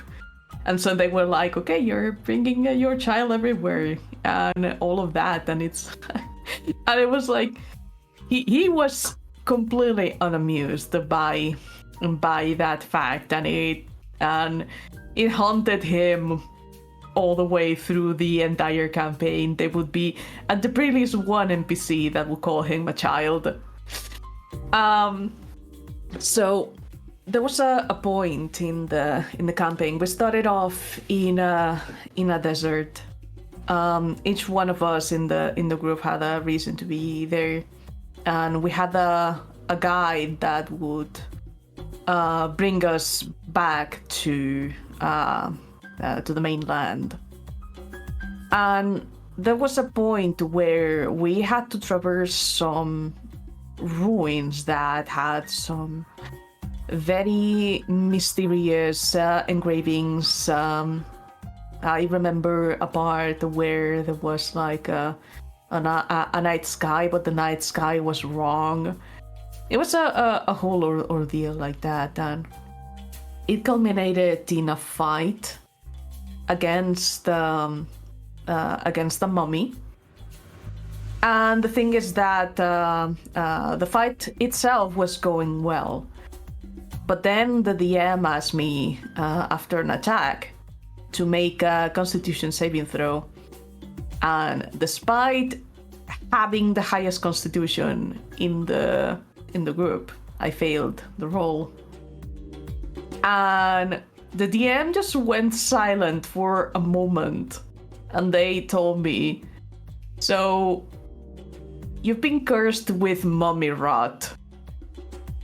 And mummy rot is, if you're not familiar with it, it's a curse that will chip away your health, your maximum health, every day. And when your health reaches 0, your character will turn to dust. And of course, knowing all of this, everyone rushed to try to find a cleric that could cure his condition, because the cleric that we just met after this encounter didn't have enough levels to cast the remove curse at the time. And so it was these very tense couple of sessions, traveling all the way to the nearest town that we could find. And in that town, we did find a temple that would be essentially the place where they could help him. And at first the cleric was like a little bit hesitant and everything, and between the cleric on the right and the bard on the left, just holding Trick up, Trick was not really strong enough to fight back at that point, because I was role playing it in a way that he was withering away and he had his his strength was not really there, so he was just looking like a rabbit chihuahua, and I was just like rumbling and everything. And the moment that after some successful rolls, they did manage to cure the little guy. And then there was another player that, in the meantime, while this was happening, just decided to steal some books, or a book specifically. I don't remember the exact details, but we'll talk about that particular player at another moment. But yeah, I had to make a little doodle of this moment because it was played in such a hilarious way. And I also had a lot of delightful moments where I could bring Trick's expressions to the extreme, because he was a very expressive boy. And yeah, so that's the first moment that I wanted to talk about. And there would be more moments like that where he would be treated like a child and just be like, but I'm not a child. Sorry, his voice. But I'm not a child. But yeah, later in the campaign, and you can continue with the next doodle. I switched to Ishtar for reasons, and again, the reasons not because Trick had died. Trick was alive and well. He was just taking a little break. But yeah, when I was playing Ishtar was clearly not showing many emotions. They were very strict, to the point and everything. And the bard was like, you have to know how fun works. And they were like, fun? Well, what is fun? And and they just like starting to explain to them what fun looked like, and they were just like incredibly numb to everything and incredibly deadpan. And there was a moment where we were chilling at a little plaza, waiting for another player to show up and whatnot, and because that other character was doing some shady shit in the background. We'll talk about that player later. And then there were some trees that were having some seeds falling off and everything. And then the bard picked up one of those and just like threw it around, being like, "See, this is fun." So Ishtar picked one up, and having a higher strength score, accidentally flicked the little seed, and it landed on the NPC that we adopted, causing him to scream like that. And it was just a cute little moment. And if you wonder what's going on with the tentacles, well, let's say that the cleric got infected by something otherworldly, but we will talk about that later. And then you can go to the next slide, which is one of my favorite things.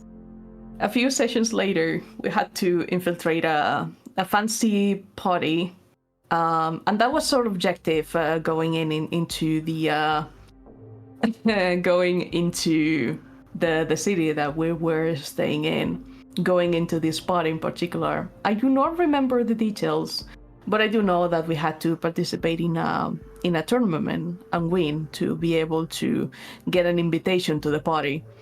The thing is that Trick was the one that participated in the tournament, and he actually was the sole survivor and the winner, including a lot of trauma because they thought everyone else had died, but no, they were just knocked out. And for the flavor and for the drama, the the organizers thought, hey, we're gonna make them as if they died. So that was plus 100 stress for Trick.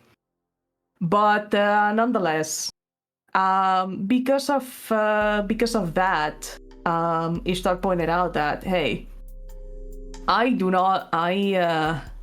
how can I get in if it's your friend who has the invitation to the party?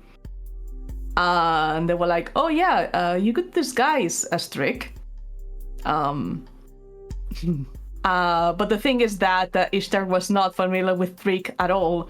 So they met with Trick. And I had to play both characters with Ishtar in the background, just like scrutinizing Trick, just staring at him ominously and making Trick incredibly uncomfortable in the process. And so after that, they were like, okay, I get the gist of this person. I can disguise as this person. The problem is that Ishtar was way too tall, and so by the rules of this guy's self, because they were using Mask of Many Faces, they could have that up for as much as they wanted. But yeah, because of that, we went ahead and bought a potion to cast Reduce on them, and that way the height would be a little bit off, but still pretty accurate to Trick. And so they went to the party like this, with me actually playing Trick in person, but it was not Trick, it was Ishtar impersonating Trick. So that's where that came from, because it was a moment. It was hilarious. And of course, playing Ishtar impersonating a person that is very expressive was such an experience, but a fun one. And then and yeah, that's it for this moment, because I feel that it was very much one of my favorite moments in that campaign. The next one is coming from Vampire the Masquerade, and you can go to the next slide. This one also needs a little bit of more background, but just to put everything in context, the campaign was taking place in Venice, and it all started with the group itself was like very much scattered. We were not like a proper group being together. It was a little weird in that sense, because every single campaign that I played prior to that one, everyone was a group. And I was expecting to have a coterie here, but there was no coterie. But because of that, the storyteller was focusing on different characters, and suddenly one of the characters witnessed a bunch of vampires coming out of the soil and causing chaos, absolutely breaking the masquerade in the process. Breaking the masquerade in game terms is essentially revealing that the vampires are actually real, and they use the masquerade to try to pass as humans and whatnot. And essentially, chaos was breaking in the city. My character and another player's character were awakened by my character's sire. And turns out that hell was getting loose at that point. And then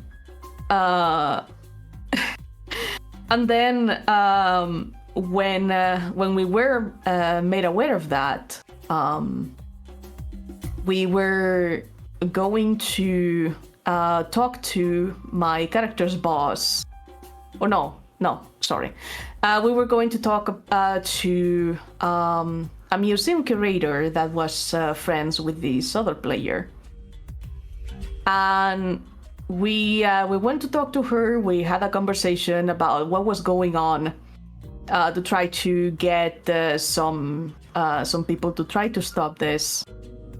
But the thing is that we saw before our very eyes this person morph into a guy that would turn out to be the BBAG, another Shimizu, the same clan of my character, that tricked us to trap us, but specifically to trap me, because he was the brother of my sire.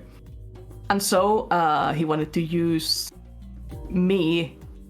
And so, and it was this moment where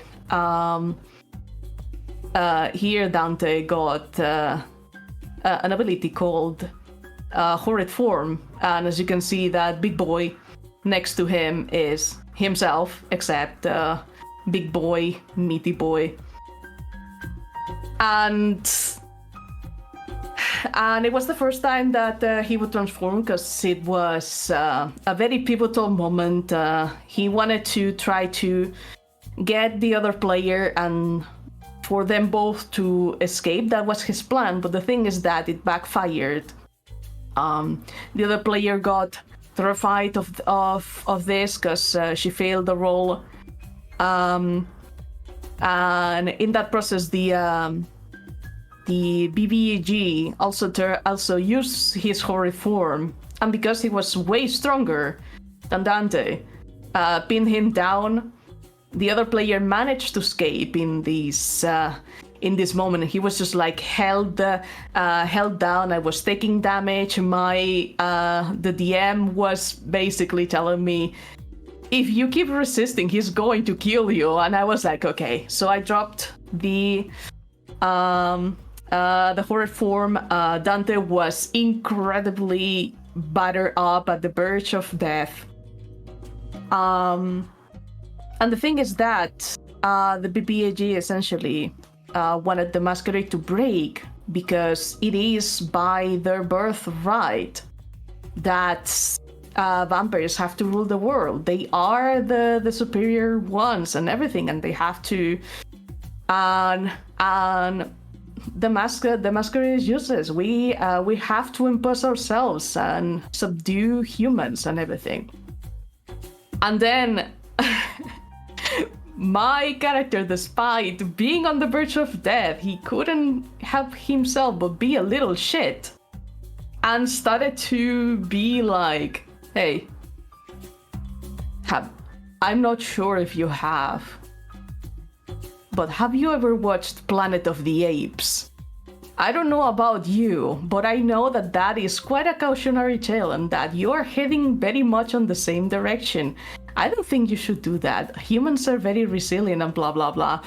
But I remember that moment because it was incredibly out of nowhere. Everyone else was laughing their asses off because it was this incredibly dramatic moment, this very high-stakes thing. And then the little shit that was my character was like, hey, have you watched Planet of the Apes?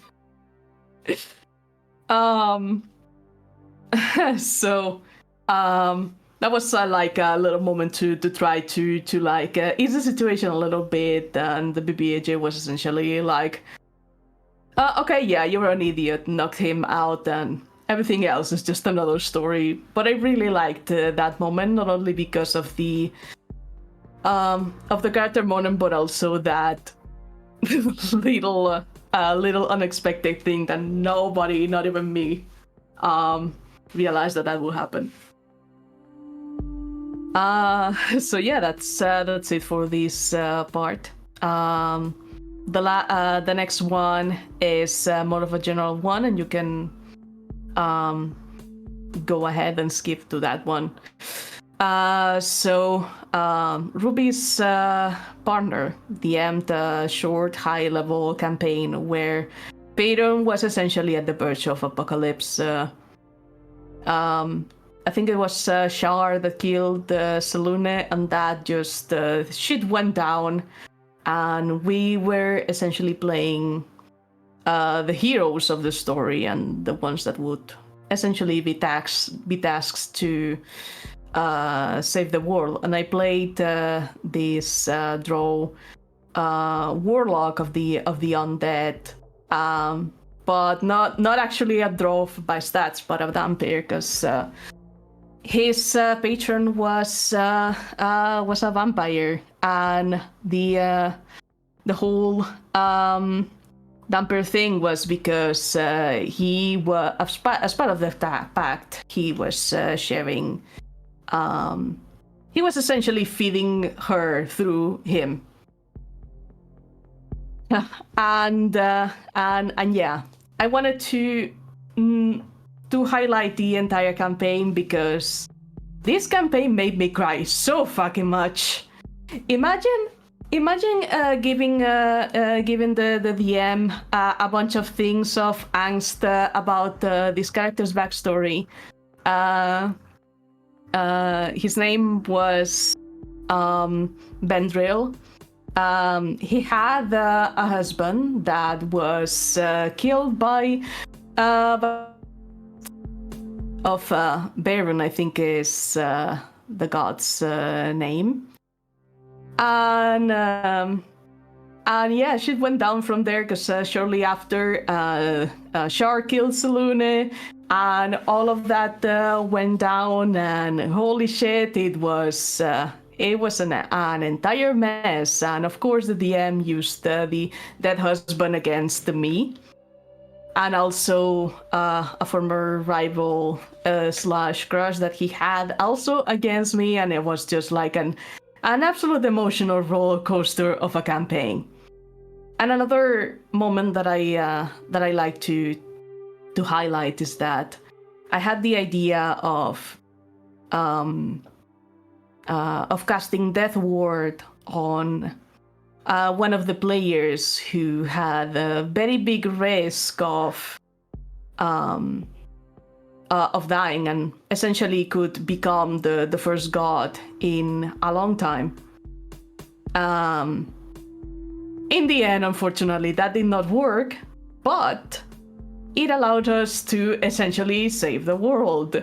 So that was really cool. That little last stake kind of thing, and I'm very proud of that little moment. And the last one is of a very recent campaign that Ruby is DMing. You can go to the next slide. I play undisclosed ancestry character rogue called Silarun. He's a little shit. And the thing is that Ruby had a little puzzle to where we had to do a combination of colors to be able to open a chamber that would let us dissipate an entire fog to let us see where to go next. And the result was purple. And the thing is that everyone was just like touching that to teleport to the next chamber and whatnot. And then before I did, I asked Ruby, hey, if I touch purple, do I get a snack? And she laughed and basically told me, yeah, and you get a fortune for that. So that was a little short moment, but one that was really funny. So yeah, that's essentially some of my favorite moments, or at the very least the ones that I can remember. And I'm sorry I rambled for so long. No, you're good. You're good. Yeah, you're good. Like, these stories were crazy, awesome. Like, loved them. Also, like, really fun to do the throwback of like the Sigil campaign, because like I also really liked that one. Yeah, I really liked the Sigil. it made me cry even out of the game. That's how intense it was. I mean, same, because like, my character, where I actually played Ruby, so like Canon Ruby, gave up the possibility to get home, to make someone else into a god. Crazy. Crazy. Sounds like your human likes to make his players cry, Ruby. Yeah, you're not wrong there. Yeah, he's very good at that. I also made Ruby cry in my campaign, so there's that. Yeah, I'm close to water. Nice. Well, my turn.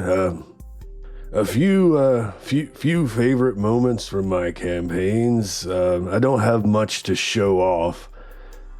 We'll say the first moment, and in no particular order either, probably chronologically, probably. But during the AL days when we were doing Daggerford, there was another campaign that I started. It was a 5e campaign, Saga of the God Touched, Viking inspired theme campaign where the players were God touched and were the only people with high magic, low magic setting, high magic characters. And it was a rotating DM thing. So I started us off the first arc, and then we would rotate DMs, and all the players made like human characters who were touched by a particular god. And they were like the second generation, because when I came in to make a character, I was like, okay, I'm going to make a failed first generation God touched. One of the characters made one of the players, he made a human barbarian raised by wolves, the Outlander background, but actually raised by wolves. And I made their bad parent who abandoned them to the wolves to raise her. So, so I came back into the group and like, hey, Dad's back. And she didn't want nothing to do with me, y'all. That kind of estranged parent relationship. And eventually in the campaign, there was a point where when another DM was running, we needed to release the Bifrost. The Rainbow Bridge had been blocked and warriors couldn't get to Valhalla. We had to fight like an ice dragon and stuff. And the only way to unblock this is somebody had to go there. Their soul had to go there once we found out how to do it. And so I was like, I'll do it. I'm the old one. You have so much to live for, Ilva. Let your father sacrifice themselves for you. And she was like, yeah, okay. And it was pretty anticlimactic for my character, but it was funny for the party and players and stuff. She was so the character was so nonchalant, and I sacrificed myself to open up the Bifrost again.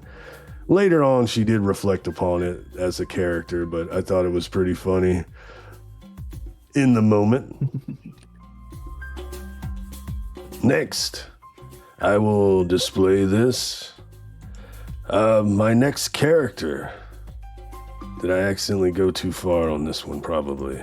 Yes, another insectoid for a mass campaign. Really, the whole campaign is one of my favorite campaigns, the whole favorite moment. We played this was during COVID. This was all through Roll20 and Discord with my IRL group. And then, no, I don't want to be a bug VTuber. But that could have been a backup, actually. But yeah, we played over Discord, over Roll20. Our DM made a My Hero Academia inspired setting, and I chose the Transform playbook. Not the Transform, the Outsider, the Outcast, the Outsider. So I was an alien from another planet. And my hero name I was pretty proud of, Battle Beetle. I think that rolls off the tongue, and it has a nice hyphen in the middle. But I was Battle Beetle, and yeah, it was just such a fun campaign. This is the first time I actually started working on more than just voice and personality, actually working on backstory and stuff. And before this, my early years was all just role-playing with the DM or, doing the missions, hanging out with my friends and playing a game. But this session was actually the first time I actually started inter-party role-playing and, opening up to actually, letting the DM sit back and all of us. So we had a good chemistry, good connection, Battle Beetle there. And then another big thing about this campaign is our moments of truth. We all unlocked ours and used them at such great times. I can't remember everybody's characters when they did it. But we have, I know Mr. Min-Max and Kana and Sharp Tooths, and then mine was the earliest. I blew my load early, but we were being I think second issue, we were being invaded by my enemies, the lizard people. And so I got enough potential that I unlocked my moment of truth during the fight and brought my people down to help out. And I started, taking control of the battlefield because I was the general's son on Arthropoda. And that was a cool moment of truth. And then Mr. Min-Max was, I believe, in a factory fighting their nemesis, and they unlocked their moment of truth and brought the factory down upon them. And then I think Sharp Tooth had to use their moment of truth. They were transformed, inspired by Kana from Dragon Maid, Miss Kobayashi Dragon Maid. And so they did their moment of truth and transformed into a dragon and busted us out of this collapsing building. It was good stuff. It was fun stuff. Good campaign, good moments. And then for my last one, I'm not going to show an image. I have an image for later, but it's a most recent favorite moment. I'll try to not blather on. So imagine making a character and you're like, okay, it's a short-lived character. They have a short lifespan. Okay, and they're also spacefaring. Okay, so they have to cocoon up when they're traveling space, so they don't die since they have short life. And they're sleepless. They don't need to sleep, so they're up all the time. Sounds good, right? Nothing could go wrong. Well, then get thrust into a situation where you're in a party and you have to go camping and you don't have to sleep. And then people do rounds and make watches. And you're up with everybody, and you're like a alien race that's kind of like Star Trek that's, first contact and getting information and stuff, and everyone starts taking watches with you, and you're like, oh, well, guess we're gonna learn about everybody's backstory today. So, where do you come from, Blaze? Yeah, so that was a very fun recent campaign moment. I think we spent at least minimum an hour going on watch as Zix, my insectoid in Ruby's campaign, interrogated all the players for their backstories, basically. That was fun. And that was me. That's all I got. That was wonderful. You're wonderful. I love how many bug people you are playing, actually. I was going to say. Oh. You're not a collection of bugs in a trench coat, are you? No, but you can see the evolution. We went from Ix to Zigzags to Zix. True. I love your name convention. What Yes. about Cricks though? Oh, yeah, we had Crick too. That's a whole nother story. I hope we get to that as well. True. Yeah. And we're getting close to a break, yeah. so I think we should go through Rainer, and then we'll take a break before we go to the next half of the podcast. Yeah, Hell yeah. that's good. All right. Podcast. You're up, Rainer. This is you. Tell us about your favorite moments from your journey. Okay, first picture of Dante, please. All right, so first best moment I got was this was in the campaign where I was Dante, please. There it is. Okay, there's a bit of a delay on my end here. I'm just watching the stream, but this is the campaign I played Barafmir in, and we were doing a lot of like in-person games and online games. This was peak of stream has to reach AU. It takes a few hours, but this is the peak of COVID, and occasionally we were able to. I think this is around the time when we were able to go back to in-person games, and we didn't really have a permanent place we go to each other's houses. And I mentioned him before, but Caleb, we went to Caleb's grandparents' house for the game, and in the previous session, our characters all ended up in the Astral Sea because of interdimensional space going into a bag of holding. Our cart, I loved our cart. It shrunk down to little size, and you can make it big again, and like kept all your stuff in it. It was really cool cart, and then we ended up losing it because we went into the Astral Sea. And so, playing through the session, and like when we went to Caleb's house, Caleb said his grandparents were going out for the night, so we should be all alone.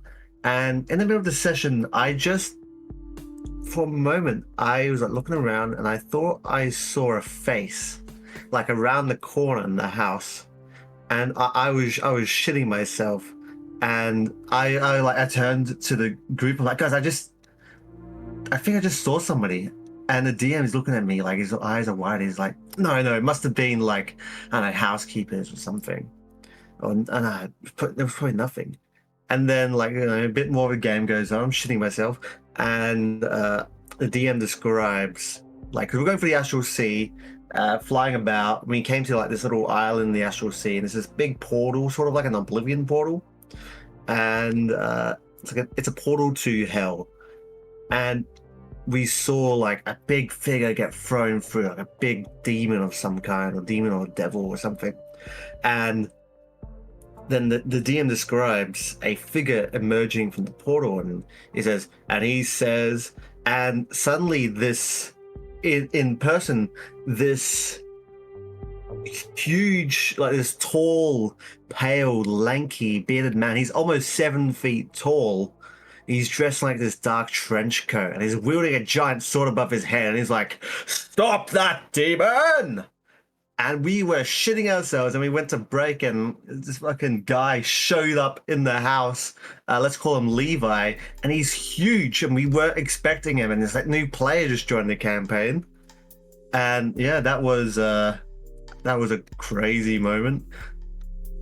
And then later on in the campaign, we were back in Barafmir's hometown, and one of the players, their character went away. They didn't die, but they very early in the campaign, they drank the BBEG, and at one point they sort of ran off because the BBEG was making them do bad things. They didn't want to harm the party, and so they had the replacement character come in, Idris, who was the butler of one of the other characters of Triss's family.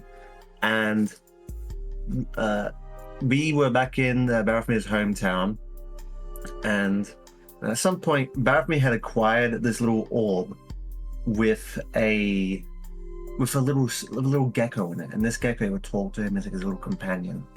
And he said, when you're in a time of need, you just need to break me open, and I can help you out. And we're just in the town. It's like a deserty town. A desert storm was coming in, and Idris had warned us of someone coming to get him. It was a gangster leader of a gang, the Jade Hogs. He was this big burly green orc, and he said, this guy's coming to get me. And this guy shows up while we're in town, and he's it's a bit of a showdown. Us and our cart, him ahead of us, and he starts to transform into an ancient green dragon, his true form. And I was like, shit, I've got to use my, I gotta release the gecko now. My lizard wizard. And as I broke it open, this giant, next picture please. This giant magenta lizard wizard appeared out like his form went around me, and then he like went into Barithmir, and basically his Barithmir's AC I think was equal to his like spellcasting modifier or something. Like his AC went up to like 20 or 21, and he was wearing a breastplate at the time, and he went to like, he doesn't need a breastplate anymore. His AC is 20, and he went to rip it off. Like in this triumphant moment, about to fight this ancient green dragon in his hometown. The lizard wizard is empowering him, and he went to rip up the breastplate. Made the check, failed the check, so just had to sort of like unbuckle it and take it off. And that was when he gained the power of the armor of the lizard wizard. And then caused by the lizard wizard, so to speak.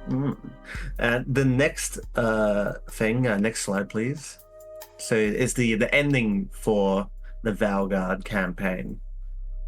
And so the BBEG, one half of him was inside of our rogue. Our rogue returned after Idris got killed by that green dragon, and he had one half of the BBEG in him. The other half of the BBEG was in the Astral Sea. And dwarf's name, Barithmir. The other half of the BBEG was in the Astral Sea, and we sort of defeated him by, like, we took out the half of him as in our rogue, and we put it into this magic box that we then sequestered away. And so it was just impossible for him to find the other half and bring his two halves back together. So he decided to take control of I think it was a Give Yankee or Give Sarai or something.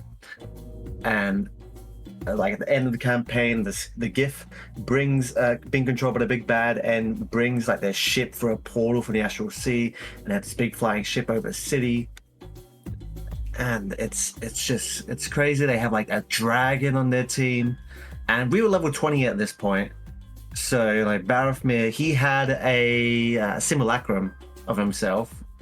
And he cast True Polymorph to create a white dragon. So we had another dragon. We had a dragon on our side to fight their dragon while we're fighting the other, like, the bad guys.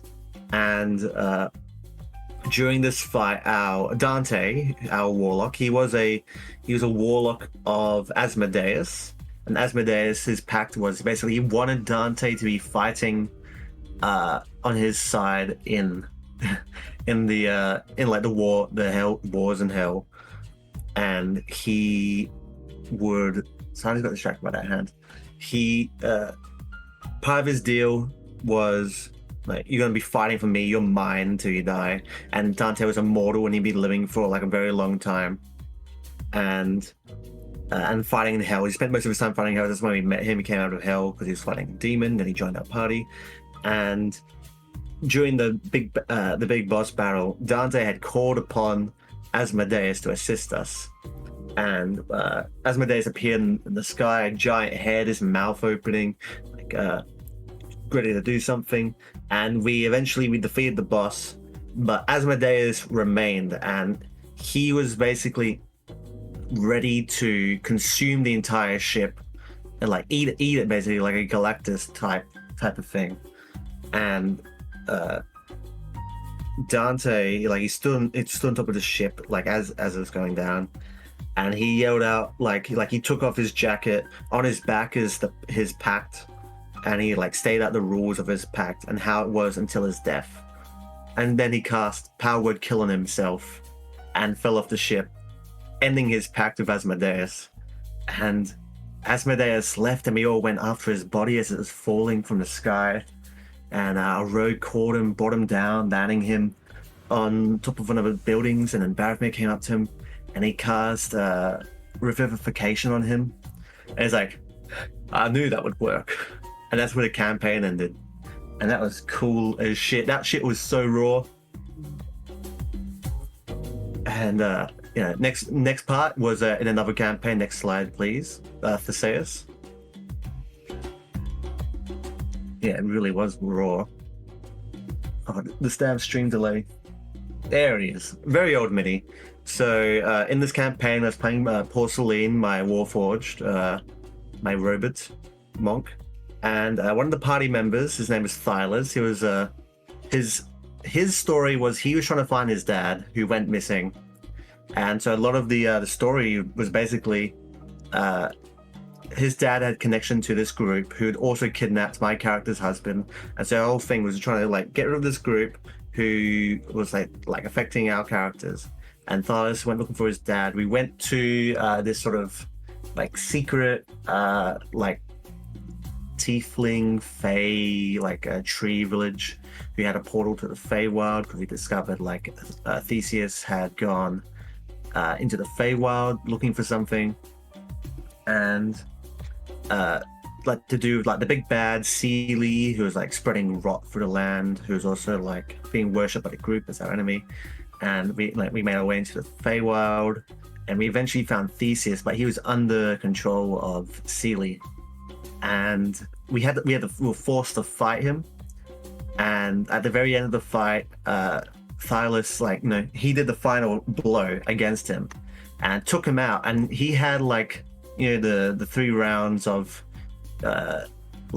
making his death saves, and nobody healed him, and he just died, and Thylas was responsible for it.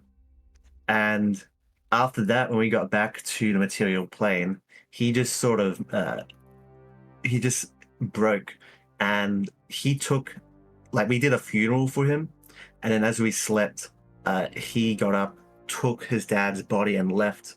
And then the player had to bring in a new character, and eventually us and the player's new character, now the player's old character is being played by the DM. We found him again in the city, like the capital city, and we got to try and help him. He's got to get over that his dad's dead.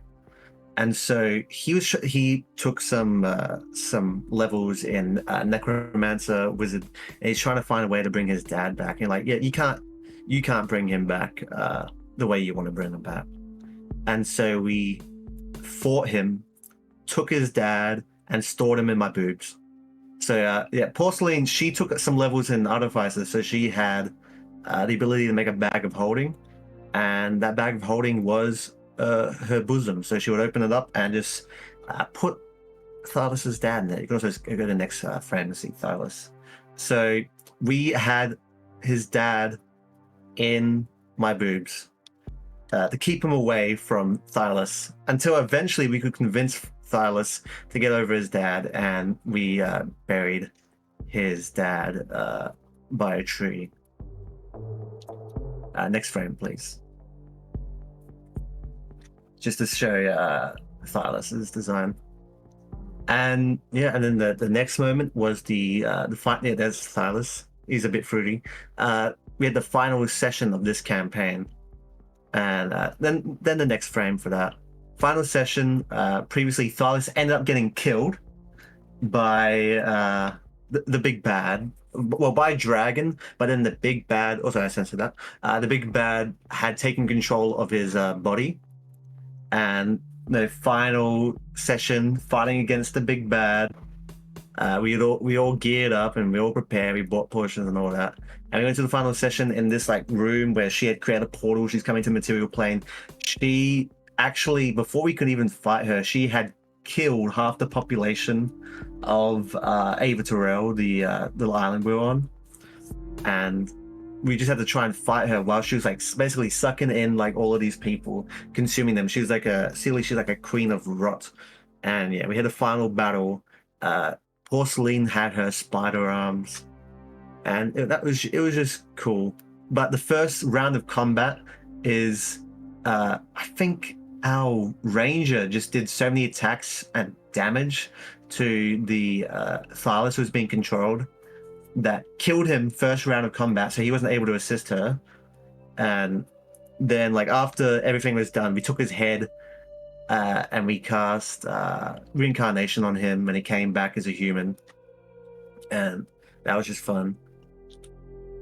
And then next parts, the next parts will go a bit quicker because it's my current campaign.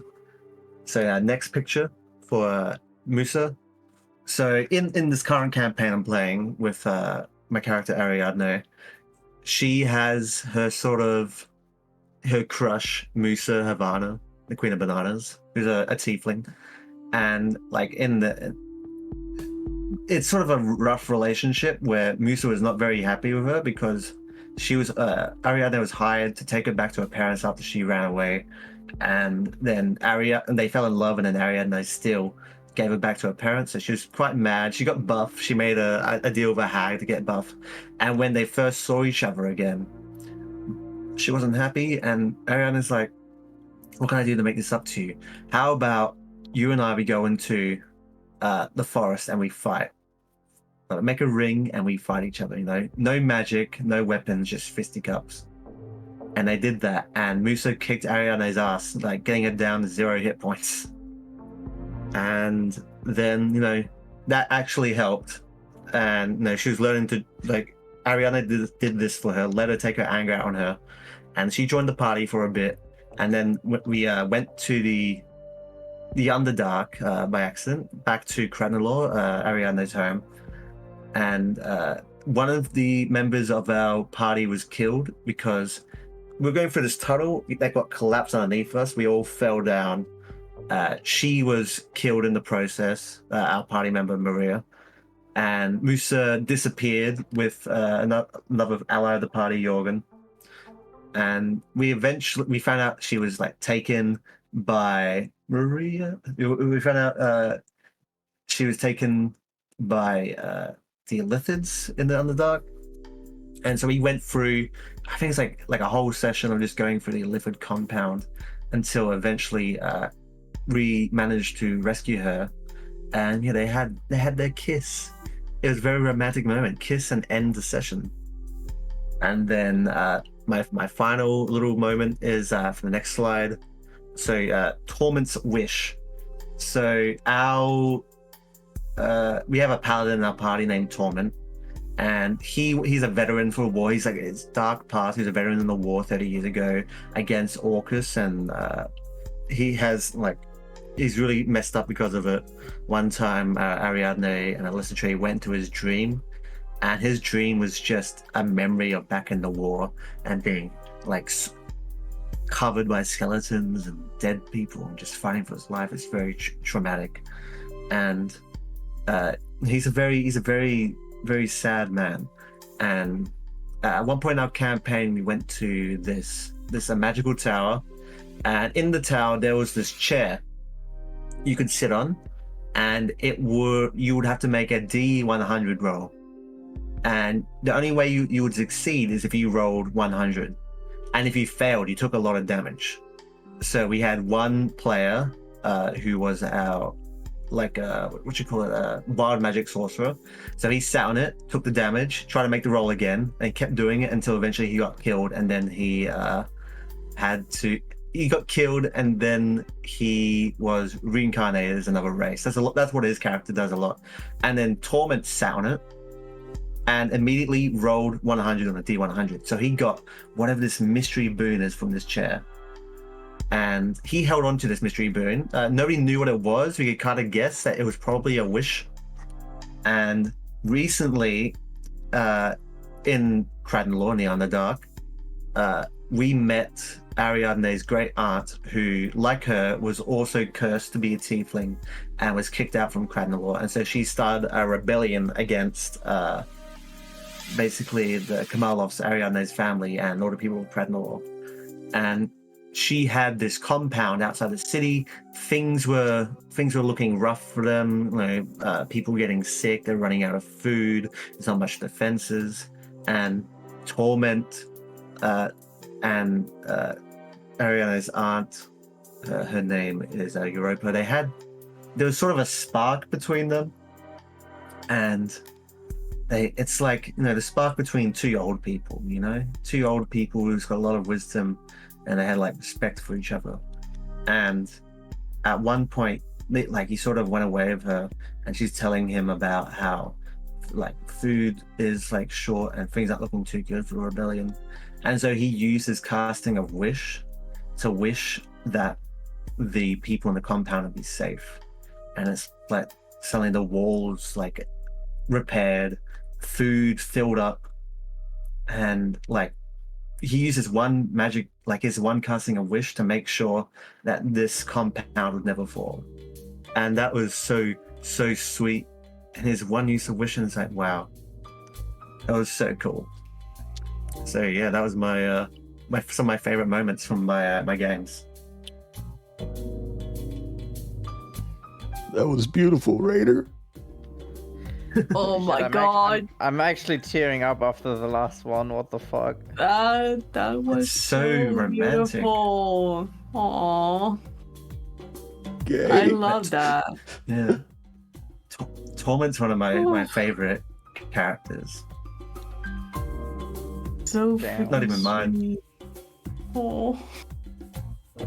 I've been enjoying this. This has been fun journeys here, and we are over time, and we still have a few more segments. It's okay. It's our pilot. We can just go. We can just go. We But can just go. on. are y'all ready to take a break though? Like a 10 to 15 minute break? Yes. Yes. Let's do Yes. 5. 5. Yeah, I mean, we will cut the breakout anyways. Yeah. Well, we'll shoot for 5. I have to do a few things, but I'll try to be back in Alright. 5 minutes. All right. 24-hour stream. 24-hour stream. Next Let's go. section. Next section is our bad experiences, and we got some bangers to tell you all. Oh Yeah. boy, I am Oh, the CEO yeah. of bad experiences. You're not ready. Oh yeah, stay tuned everyone. After these commercial breaks, we'll be back with bad experiences. Bloop, bloop, bloop, bloop, bloop. And we're back. Welcome back everyone. I hope you had a most excellent break. I indeed had. Welcome. Aha! I have refilled my water. Yay! I got the water. pizza roll. Mm-hmm. Well, without further ado, let's go ahead and dive right into the next subject, which is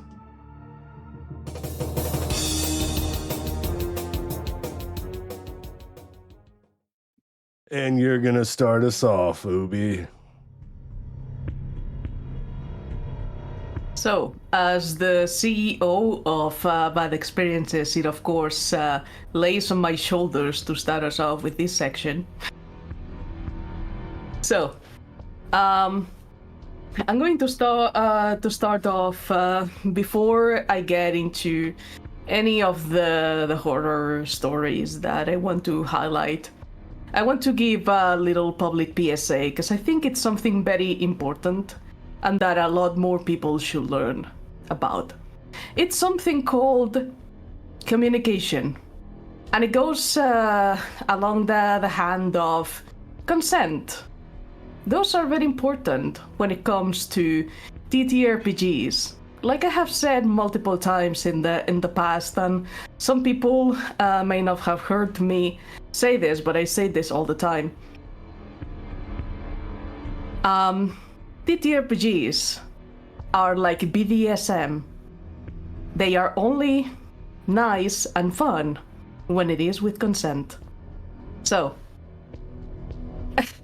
I just wanted to give that little preface because I think that a lot of people that have had bad experiences have had struggles with communication, with consent and things of the sorts, because I feel like a lot of people, a lot of players, and a lot of DMs should take those more into consideration, have their proper session zeros and whatnot to know what to expect and to know what's going to be and what makes a player comfortable or uncomfortable, or what they want, bails, boundaries, etc., etc. I think it's very important to start this section off with this little PSA. And with that, I'm going to start over with the first one that I want to share. That is going to be the only one that is lighthearted out of all these bad experiences. So go ahead, go to the second slide. This one, thank you. So this is Scratches. She was a Water Genasi trickery cleric. And I had her in a campaign that ended up falling off a couple of sessions in because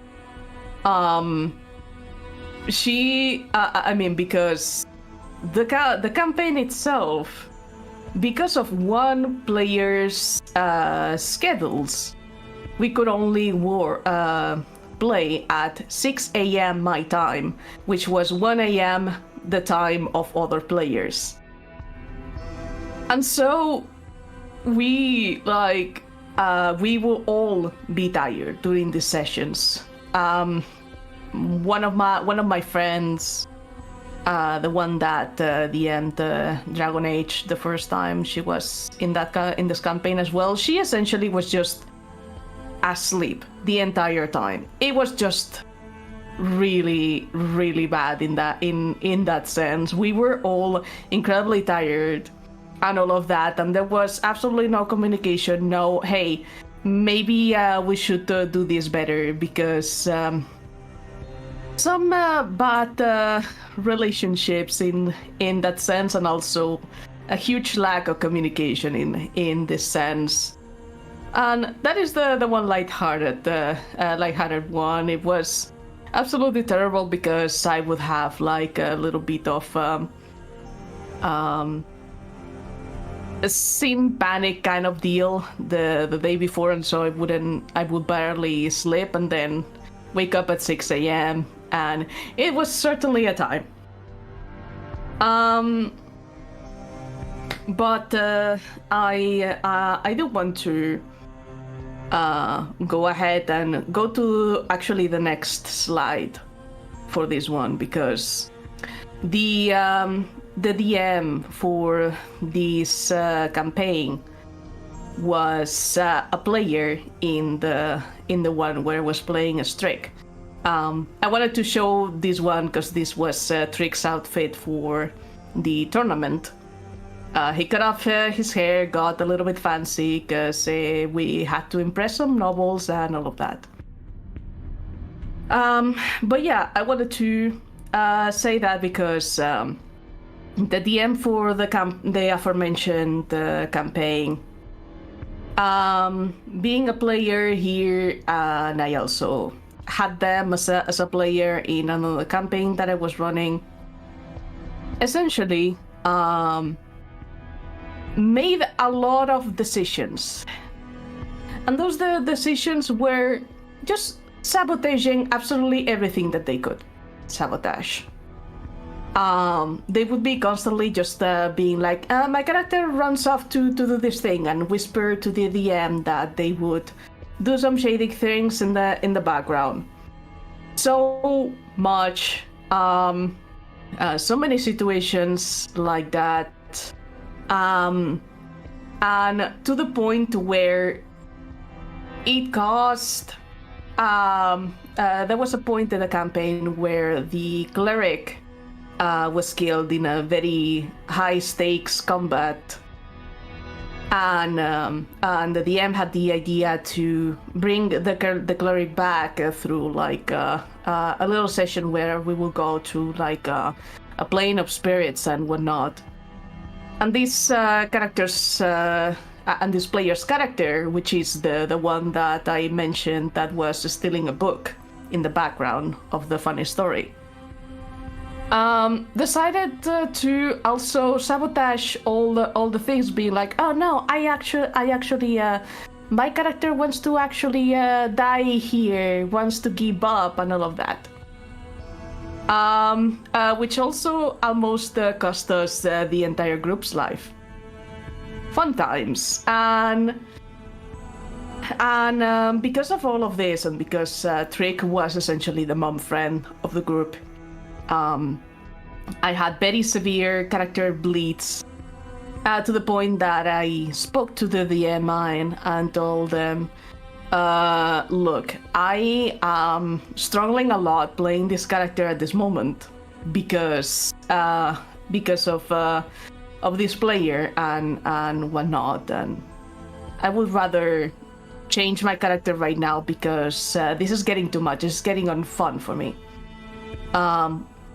We also had the DM also had a talk to the problem player, and well, the problem player changed their character to another character, and it seemed like for a moment that it would be working well, but long and behold, the problem persisted, and there was a point where we were transported into some sort of like I think it was something like the astral plane, and the problem player essentially messed with something that the DM was being like completely like, I don't think you want to do this.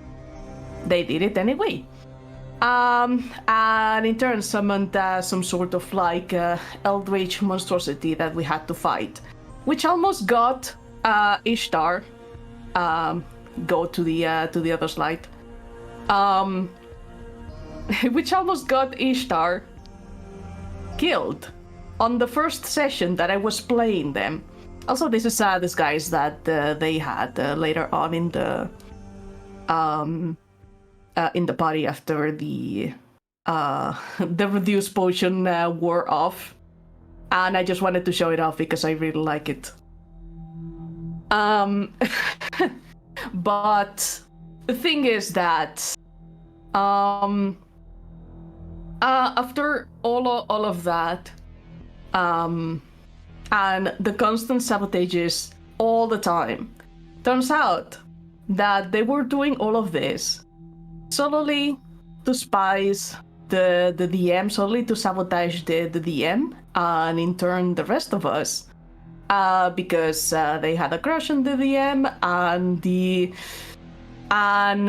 but the DM that was not corresponded, and they were basically just being very, very bad about that, and not respecting the boundaries, and just being a dick about it. So yeah, when problems arise in the table like this, do not bring the other players. Have a civil conversation.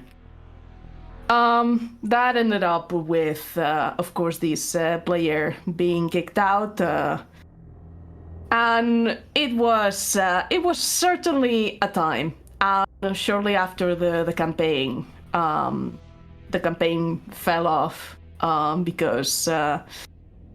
Even though the DM here was very much the victim, they also were not a very committed person and would also ghost us multiple times and not be consistent in everything. So it was just meant to be that it would happen. The next that I want to talk about on the next slide is. An experience that I had with the Vampire the Masquerade group. We had a second campaign after the first part of the first ended, where I played this character. His name was Lazzaro Visconti. He was a La Sombra, and I made him in a way that was because I was talking to the storyteller. Which was the girlfriend of the first storyteller, and I was like, I am actually itching to play more of Dante, but at the same time, this is another one and stuff. And the way that she made her own campaign is that the masquerade was broken and stuff, and I was like, hey. What if we make the thing of the first campaign canon, but like this is happening somewhere in the future, in the place where you want to have it there. And he was like, yay, okay. So this is essentially Dante, but like in the future and with trauma finger guns. So, and you're like, okay, so where does this horror story happen? Well, thing is that it started off pretty well. The premise was very exciting. I was very excited to play this heavily traumatized character. And the thing is that during the sessions, the storyteller were constantly teased by essentially everyone except me because I have some decency. Teased, asked for things that were completely unnecessary to be asked for, including her boyfriend, to the point that she was clearly upset and frustrated about it. There was a problem player that was constantly just being like, oh yeah, my character is just going to eat a snack and not do anything because he's very lazy.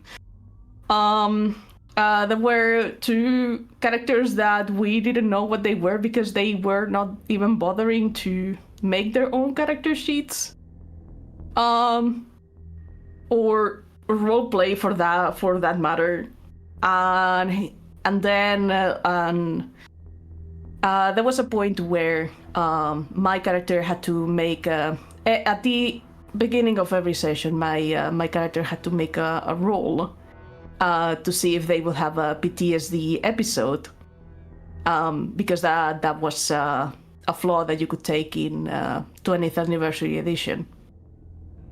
And he failed the roll, and so he had a PTSD episode. And the way that it was treated by the other players was like, oh my god, oh no, he's going crazy, and just like complete disrespect, complete lack of any kind of roleplay or concern or anything. It was just, it made me feel like I was doing an effort and everybody else was just not committing to any of the bits and was just like, oh yeah, he's crazy, oh no, hoo. So that was a fun time. And then external to the game, the problem player basically turned out to be a huge transphobe. So and the DM, who was my friend, also completely dismissed my concerns about that, and so that's where I left that group. Yay! So yeah, horrible. And the last one that I want to talk about, on the very first slide, actually, like the one with the cat person. So this was Winter Afternoon, aka Chungoro, which was like a joke name. I played, he was a cleric of the Raven Queen. I made him to resemble my late cat with the same schemes and everything. It was just like going through the grief and all of that. And the thing is that I was playing this character in Tomb of Annihilation, which was DM'd by one of my IRL players at the time, who wanted to try her hand at DMing.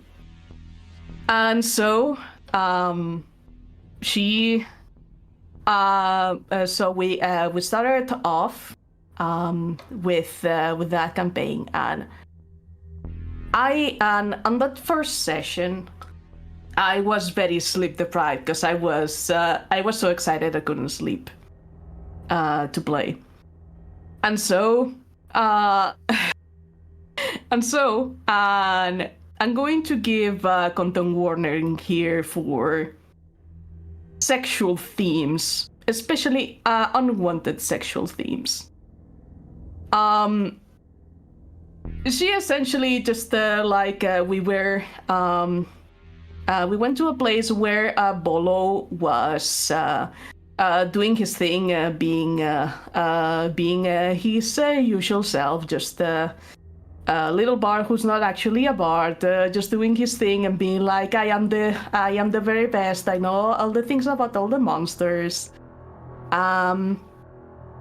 And then I don't remember how we got into this situation, but that situation ended up with 2 other players doing some sexual favor to Bolo, and my character doing some sexual favor to a town guard, which I was so sleep deprived that day that I did not realize how bad that was. And later on we talked about it. The campaign fell off. And then many years later, the same DM wanted to retake this particular campaign. But she wanted to do something different. Just to keep it short, she basically made me and another player roleplay as Sam and Dean from Supernatural. I am not joking.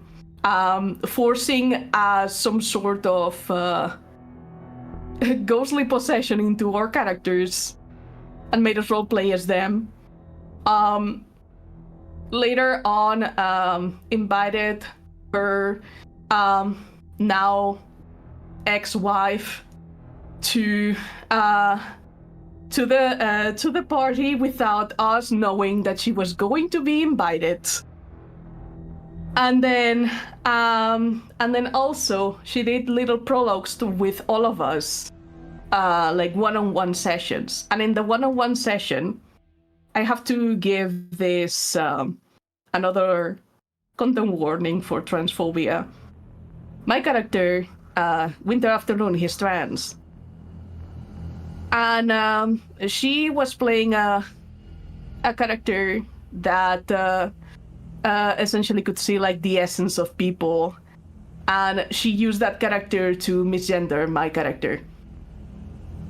That's what I get for trusting a terrible DM with the fact that my character is trans. And then, aside from that, without even consulting me, also made it so an NPC that we were going to meet to be my lover without even consulting that and it was just like lack of consent after lack of consent after lack of consent, and all of that was all the experiences that we had with her. And we were going we called her out, and anyway, so I will just say that it ended up escalating to a point where she showed her true face, and let's just say we are not friends with that person anymore. And I have been helping out with some legal shit, and that's as vague as I will leave it there. So, yay! Those are the bad experiences that I wanted to share, and I'm very sorry for the heaviness of that. But I believe that it's very important to highlight these things, because holy moly, I have been starving for very healthy group dynamics and whatnot, and the latest ones that I've been in have been nothing but that, and I am very grateful because holy shit. Anyway, I'm sorry. Holy shit. Nothing to apologize for. Yup. I said that I was ready to bring the tea, and that is my tea. I unfortunately only have one lighthearted experience, and that was the first. Wow. Fucking hell. That's why the section starts with me, because boy. I can't But follow that. I'm glad that you are having a much better time now with your new groups and stuff. That's really nice. Oh, absolutely. Well, I'm next. I will follow you up, Obi. Nothing crazy. Honestly, I've been blessed for the most part as far as groups and situations. There were a few that I did not like or enjoy. The first group, the individual who introduced me to actual playing, his partner, when we were playing at the game stores and stuff, was quite loud and obnoxious at times and liked to complain loudly. And then there was one time where she complained loudly about food, you know, garnering eyes from everyone in the game store. So after that one time, you know, just complaining loudly about roles, about situation in the game, and then that one time about food, I was like, you know what, I'm out. Thank you for running for me. You're cool, but I'm not happy playing here. And, you know, it's just toxic, just hearing her complain all the time. But, yeah, that's not too bad. And then next up, I did try it. A friend invited me. He was joined a Horde of the Dragon Queen campaign that had gone off on its own and doing its own thing. So I rolled up a character and I went and joined, and I just had a condescending DM. Just giving me crap, always asking me questions and saying condescending things. Like this was before D&D Beyond. I copy and paste all my character sheets, you know, type them up and everything. And so there's a situation where one of the players made a comment about my character sheet because I'm scratching stuff off, and the DM was just like, oh, well, that's why you should practice filling it out yourself sometimes instead of using those programs to fill it out. I'm like, dude, it's a form fillable PDF. Calm down. Quit giving me shit. Which I don't have much details about it, you know. Not that crazy. I told you mine's not going to be good. Too good. Two recent ones. I told Ruby about this. I think I talked about it on stream. I tried to do an IRL West Marches, which, you know, I was there to play a D&D. If I was mentally prepared for wackadoodle, I would have been okay. But yeah, from the DM's banjo playing grung PC to guards that are chickens in plate mail to penguins with guns and rescuing a plumber named Mario from the sewers, I was like, no, I should have read into this a little bit better. This is not what I wanted in my D&D game. Speaking of Paladin Core, I'm just gonna throw this one up there as well. My first stream experience. It was an experience. I can't fault it too bad because we're all learning and such, and my experience isn't as bad as someone else's experience here today, but it was, my first stream game. I found someone on Reddit who was streaming a game, and that's what I've been wanting to do, right? I wanted to be on a stream game and get experience so I could start streaming my own games. And so I joined this group, and yeah, a lot of scuff, but it's a learning experience. And then the DM didn't seem like they were prepared to improvise. They give you a shitty captain NPC and freak out when you try to mutiny. Not physically or emotionally, but I could see them sweating behind the camera, sweating when I tried to start a mutiny because their captain was shit. And then not prioritizing us, or you didn't have to prioritize us, but trying to start too many projects and then putting us on the back burner and then saying, oh, we'll just play off stream. We can do whatever we want off stream. I'm like, yeah, then you're not going to play anymore because you're going to be worried about your stream stuff. So it was a roller coaster talking with this DM and stuff. And then finally he was a shit person to my friends. And then that was when I was like, I'm out. But yeah, that's all I got. Rainer. Yeah, you're gonna have a real doozy of this first worst moment as a player. So I joined this game called Master of God, and I created these two backstory NPCs for my character, and they never showed up. Really upsetting. Magpie, no idea, never showed up. And anyway, my next one. Well, is, hey. So they'll show up right now. Let's go to the display. Oh, I don't have to show them. Sorry. Sorry, they're still not being shown. Exactly. This is how I'm treated around here. But exactly. My next thing is, so Ruby and I used to play in this GTA RP server. Let's just call it Project X, and there was well, we made some friends. Actually, Ruby was invited by a friend, and this friend wanted to DM a game for us. And the idea was like, well, what if it wasn't us playing D&D, but it was our characters in GTA RP playing D&D? And so I came in with this character. I made this character for another campaign, but we never got to play that. It was actually going to be DM'd by Anarchy. But that just never got around to playing that. So I changed things up for them to run them to play them in this game, and we did a few sessions. Ruby brought in her character Maru, and first few sessions are pretty good.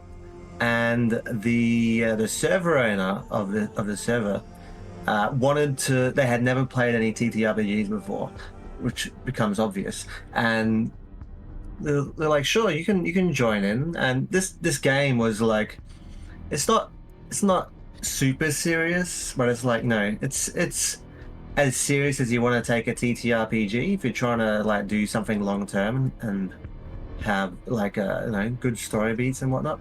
And like, sure, you can come in, make your first character. And I don't know if it's just like they didn't give a shit about they really didn't give a shit about TTRPG or something, but they put the least amount of effort they could into their character. They called him Dragon Guy. I think they didn't do any research or anything. They're just sort of going along as things went. And I mean, I didn't even think he called him Dragon Guy. He just didn't have a name. And it's like, yeah, it was a Dragon Guy, you know. And it was a fucking red dragonborn. And Ruby made a good mini for him, and he shows up in the story as we're breaking into the city. His name was Dragon Guy. Oh, even worse.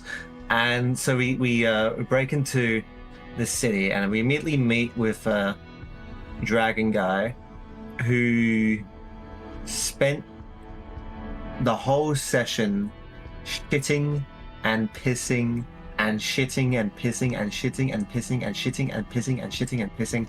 And that was like all this character did. Anytime he did a roll, somehow shitting and pissing was involved in it. Shitting, pissing, vomiting, slipping on his own shit and piss, like using shit and piss to intimidate. And also it's like, when he found out my character was 10 feet tall, he's like, well, my character's 12 feet tall. And then his character kept growing over the course of the game. And by the end of the game, like we got into situations which he just made worse by pissing and shitting or killing somebody. And we were going to this place where we were trying to do some diplomacy, and we're like, all right, you are not coming in with us. You're staying out there. You're too big to fit through the door also. So you're staying out there. And eventually his character went away, and I guess he did another game, a silly game or something, which I wanted to like sit in and watch, but I wasn't allowed to. I think because they had a problem with me.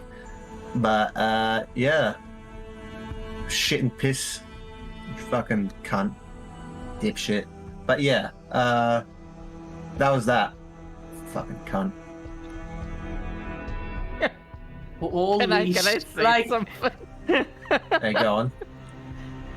The way you are telling the story makes it so much more funnier, actually. Like, it Yeah. was so uncomfortable, actually. I remember it.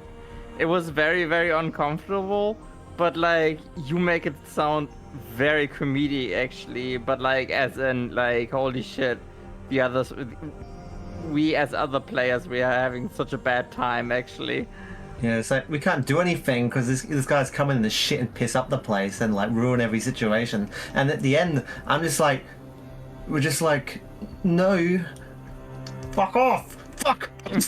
You know? I thought when you said shitting and pissing, it was just this person being whiny, not that they were really. They weren't whiny at all, actually. Oh, They were very holy nice shit! in that Like regard. just whiny, not without the scatologic part. No, they didn't whine at They all. were Though- pissing. Yeah, when it came to, they didn't whine. They were actually very polite when it came to that. But they didn't whine or complain. But they were shitting and pissing and shitting and pissing and shitting and pissing Damn. and shitting and pissing. And growing taller with each time, Yeah. you know. Found out my character's taller than his character, so he just made his character taller and taller. Oh, and he would also keep on trying to fire breath everything. That was also a thing. Oh, yes. boy. Sounds like a great player to have around. Absolutely. Yeah. Delightful. So, Rube, are you ready? Oh yeah. Oh, I'm going to go on a rant here. Okay. Okay. So before we come to the big thing, right? Let's not show any pictures yet No, because no. like I do have two little stories that I can tell. Two bad experiences. One was like more of a general experience, nothing specific, but like when I started with D&D, I also had been starting on another Discord server, a German Discord server actually, and they would be playing a rule book that is called How to Be a Hero. And one thing that I really liked about their setting, because it was a whole homebrew setting and stuff, is you could play goblins. So I played a goblin. So things like where, I mean, I just started playing, and I didn't know really like what's good and what's bad and stuff. And like one thing that the DM was doing is he would never prep, like never did any prep, always improvising, which I guess can work if you're into that kind of stuff. And back then I didn't really mind because like the role play of our group was actually pretty good. But the DM loved to bring us into scenarios where we would suffer a lot without us doing anything bad. Like it wasn't like we suffer for our consequences, of which just like, oh, I want to see you suffer. So so that one time, for example, is when our archer character in the group was like rolling a natural one basically, like on a bed or something. I can't remember what he rolled for, but like the DM just told him, okay, so you fall from the bed and you break your arm. And like, okay, so usually that would be like, okay, what's that? Like one long rest and you are good again, right? No, like they were boasting about that this system was like the most realistic system ever and stuff. And we were still like, after 3 sessions, the archer still had a broken arm, so he was basically out of commission. and like there was clearly like some kind of favoritism happening. Like the DM would also like tell us like, oh yeah, we are his favorite group, but like the others are so shit and whatnot, like bad mouthing other players. So I don't know what he told other people about our group. So yeah, whatever. And then like at some point we actually had a DM change for the same campaign, and that new DM. First of all, my first character died. That was actually the only time a character of mine died, actually, because the system was so shit. And like I had made another character, another goblin, a fighter goblin, and like I would hear from the DM, from the new DM, that my character was shit, for being boring and being basic, you know. And that he cannot do anything with my character because, oh yeah, that word was also extremely racist against goblins. Like I was being spit on and stuff, like for no reason, like you know. And the one moment where I decided to leave the group was when the new DM said that he is going to break us and build us back up as if we are like in the army or something, and he was our drill sergeant, you know. And that made me so uncomfortable. I left the chat like in the middle in the session. I left the Discord and was never seen again, because like yeah, no thanks that I play with these people ever again. So that was my like first real bad experience, actually. My second bad experience is just like, for me, like I don't really like it, but like it was playing D&D Expert or whatever it's called, like second edition D&D, and I just don't like dungeon crawling. I mean, if it's only dungeon crawling, and if my character has only 1 HP and I constantly make new characters, like I like to stick to a character. But it was good to see, good to play it in terms of like, okay, so now I know what I don't want. So this was more of a light-sided thing. So yeah. But now,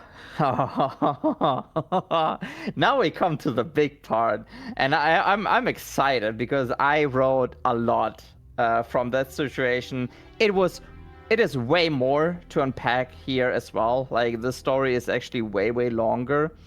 But just like Malinem, I also wanted to be part of a stream campaign. So let's go. Mali, can you show us Ruby number 10, please?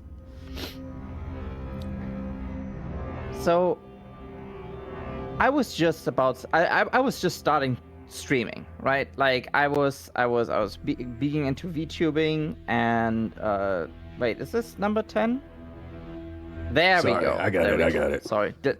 It's all good. So maybe some people who are watching the stream maybe remember this.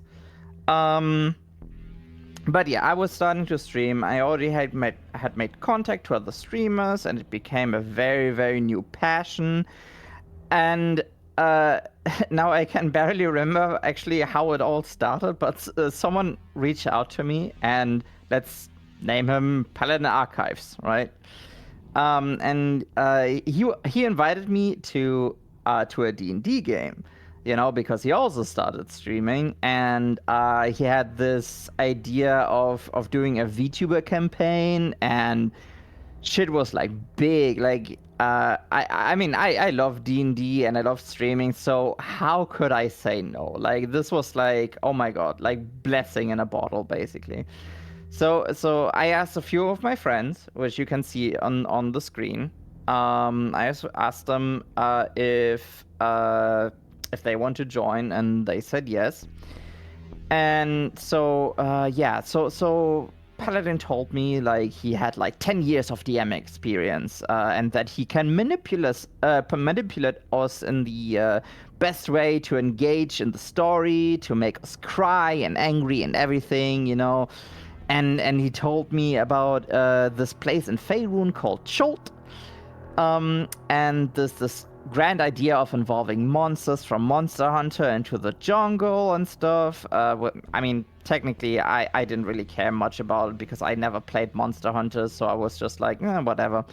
But at the time, technically, I was actually more like into playing vanilla D&D. Like, I wanted to, because I've never really played much D&D, like vanilla stuff. I didn't know what Baldur's Gate is and whatnot. So the first sessions go over, and at the time, I had already played my first 2 campaigns, which I told in the other segment, which was Eversoul and Joy and Thunder, and they all both were ending in like grandiose ways. You know, like I was like. I was pampered by good storytelling and everything, and respectful DMs and whatnot, and I had really high hopes for this guy, you know, who claimed to be a master at his work, and if it would have been that, you know, I would have just probably be disappointed by the lackluster of narration and the lackluster of quality. And yeah, like I probably would have forgotten all about this. But yeah, a lot of the campaign actually was like really weird shit, like what Mally also was saying. Like with there was a mafia boss that was a duck, or disguised as a duck or whatever, and there was like someone with a duck cannon. And yeah, but it's because Paladin kind of loves like weird shit like that, which, I mean, I guess is okay if you're into that, whatever. But like it had like no cohesive aesthetic at all, which, yeah, I don't know, I don't like that. But like, this is still not the bad part. But yeah, I was like talking about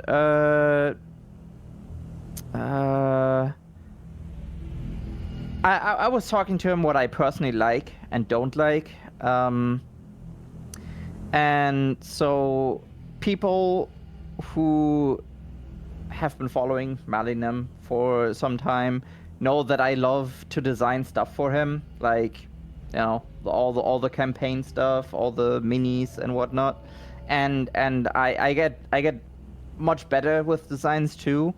And because I have like you know, a training in that, but back then I was also doing that for Paladin. I had put like a lot of energy actually into Chilton Chaos, and would make graphic designs for him and everything. You can show Ruby 11, please. And what would happen is that he would always find a way to make very ugly changes to my work, which I did not save, sadly. But like he would like put some animated flames and stuff over it, put like names everywhere and whatnot, and yeah, like kind of shit like that, right? So show Ruby 12. I don't know what that one is, but yeah. However, there was just very, very bad communication. Oh yeah, that. Oh my god, yeah. That he also did this because like, haha, funny, whatever. I mean, this is a good example actually for like what he did to kind of just make fun of my artwork or whatever. I don't know what his process was there. I don't know. But yeah, there was just very, very bad communication, and I remember one time when he did was plastering names. Oh yeah, okay, so that's what I talked about, like just names and stuff. And what I also realized very, very quickly was that whenever I tried to critique him, whenever I was critiquing him, he would take it extremely personal. Like, this guy could not take critique at all. and like, you know, how could I dare to questioning him about his decisions? He would later say that I'm right and the things I did look better. And he would actually try to take design classes or watch tutorials or something. And for a time, I actually thought, oh, hey, okay, he's actually getting better. Like at the time, he was actually trying, you know, for a very, very short time. And yeah, but like even these days, like he fell back like again, and like whenever we look at his stuff, it's so incohesive. We call it Paladin core. But okay, so I'm not done yet. This was just the design stuff. We also have to talk a bit about the game. Again, I wasn't happy with how he was running things. Each session became more and more lackluster, but the pinnacle was when he told us that everything will be just whiteboards where he can draw on, and also random tables. Everything would be random tables. Now, this is the laziest you can be as a dungeon master, especially because I know how much effort it is to actually like write up a good story and whatnot. But yeah, like, I mean, yeah, you don't have to do anything. You just follow the random table, right? And if we had wanted such a game, yeah, I mean, why not? But like, we didn't want, like, none of us wanted that kind of game. I mean, like, we had 2 new players, who didn't really knew what they wanted at the time, but like, those kind of like a story-driven experiences is good for anyone. Like, you know, you will have fun, you know. But he would try to sell me this. This is going to make the game so much better. I put so much effort into this. Yeah, into the fucking random tables, sure. Anyway, I gave him a sincere letter, and I would like to read some of the conversation we had. Again, I'm reading like a shortened version of it because not everything is important here. So I said to him, hey, so I needed to sleep over it, to do some thinking and reflecting, and I would like to give some feedback if you're okay with it. And he said, of course, I always value what you have to say, which turns out is totally not true. So, I'm saying, I'm making myself a bit vulnerable here, because I'm doing this without the group as backup. Last week you asked me what my expectations were, and I said I can adjust my expectations if needed to. I was doing more jokes last session, went into Chaos Gremlin mode, and didn't care about anything anymore because, well, nothing seemed to matter really. What I love in D&D is that it's very immersive experience for me, and I get into character, and I love to take things serious, very serious. And this is the way I want to play. It breaks my heart when I see that so much of the content is just dice roll and the white map.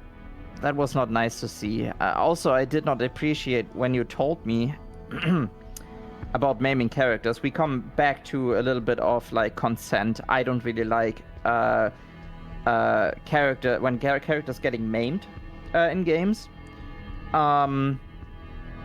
And he would not respect that in the session, and then answered to me that, yeah, limbs can grow back, you know, don't worry. And then I said, yeah, that is the same if someone answered the drug effects don't last forever, when Nastya said that she did not enjoy that. So, I'm struggling with myself at the moment because I'm not doing this to hurt your feelings, because I was actually still giving a shit about his dumb feelings, because of how fragile his little ego is, or his big ego, but it's like very fragile. But to just tell you that I felt really bad after last session, and I don't know how to continue. Now, before we continue, on this table here, you all have been dungeon masters, right? If a player would tell you this, what would you do? take criticism and try to do better. Sounds reasonable. Change and grow as a person. Also sounds reasonable. I would try yelling. It's like talking, but louder.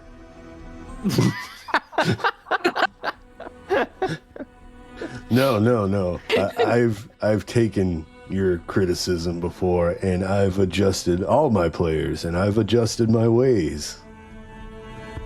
Yeah, absolutely. So here's his answer, right? And I had shortened it. Okay, I thought it out. For the maiming, yes, they can grow back, but it's a 7th level spell, and our group was level 3 at the time. Regenerate. The cost of it is super high, though, and only exclusive to very, very large cities. And not even Portney and Zaru counted as that. So basically, if we were maimed, like that was it. Like we would have to wait for level 13 or something for some of us to learn regenerate and stuff, because like we also had no money as a group. So yeah, like okay, should we just go 50? Because it was also an experience game. Like we didn't run on milestones, we ran on experience, which I actually don't like. And yeah, it would take us forever to actually just reach level 3 as well, like, you know. So and then he went on and on about like how we are a show and we need engagement from the viewers. The channel is made with the idea in mind that viewers can participate in the game. And he says, I see that there's a mismatch in expectations versus the game versus personal want from the game. Now the problem was that we all had a session 0, and that I did explain him what I wanted, and he could have told me that's not the game that he was able to run. So I skip a little bit of the convo again, and I asked him, do you think people come into the stream because they want to talk to us? Or do you think they want to listen to a cool story? Which latter is the thing in Mali's campaigns. We do the story. We don't really, aside from like boons and banes and fortunes, the chat doesn't really interact with the story, and we tell the story and whatnot, and it goes wonderful. Like we got a few very dedicated fans there, which is awesome, and I had wished that for this game as well, you know, completely narrative experience. So his answer, of course, like it was so long. Based on the research I did into our viewers and VTubers and your own channels, I started to compile trends, seeing who is watching, what they like, what their content is about, blah blah blah blah. Like he was doing the marketing genius, whatever, analytics, whatnot. His whole stick was just about how can I make most viewers and whatnot. There was no passion behind this. And then now the fun stuff comes. He started to badmouth the other players. I think that Gar and myself are both pretty easygoing. Trixie and Nastia are too, but they drop out of the game very quick and for a long time mentally or in-game if a certain type of gameplay goes for too long. And just as a quick reminder, folks, Trixie has been in Melee's campaigns, all of them, and she thrives in these story-driven games, right? And the same experience I wanted to have for this. So, I mean, I don't know. Paladin, he's never at fault. It's the viewers, the stats, the other players, you know, reflecting. So we ended this conversation at some point, and he says, hey, no matter what, I still care about you, okay? You won't disappoint or upset me. I'm so proud of you, and thanks for talking with me about your feelings. You know, and that's where we left the conversation. However, next day I would wake up to this. So I thought about our convo last night more, and given conversations in the past, I think that isn't anything to be done that would satisfy you in Cholten Chaos.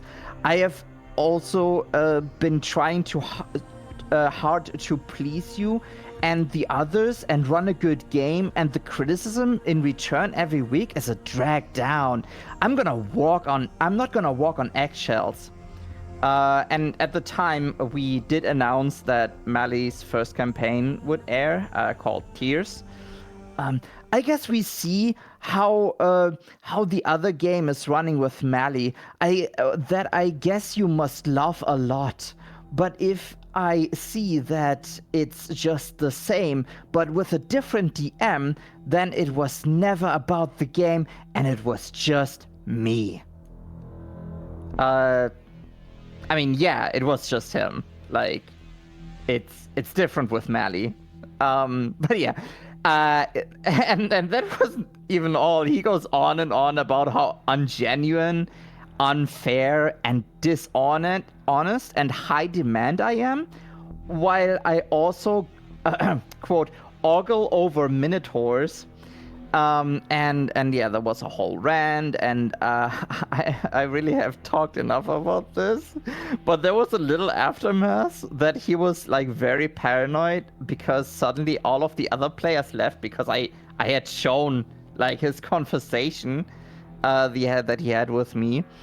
And I mean, if people are very interested in like reading the whole conversation, I can provide that. But yeah, one thing I really realized about Paladin is that he was just about his own image, his ego, and he wanted to look like the knight in shining armor. But behind the scenes, he's just a big fucking asshole with a huge, fragile ego. And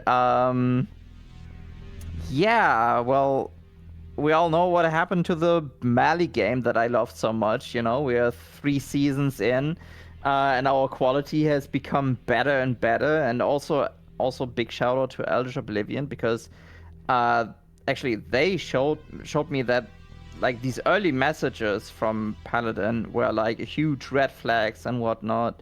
And I was actually more convinced to leave this game, even though I loved it so much. Like, I really loved the game because you know, my 3 friends were there, and like I had fun playing my VTuber in a campaign and whatnot. But like I hated Scholt. I hated the DM at the end.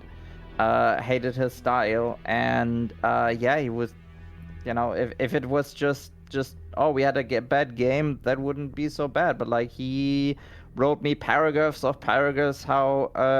bad I was and stuff. And yeah, so that's it. That's the Paladin story, even though it's small. I mean, a small section of it.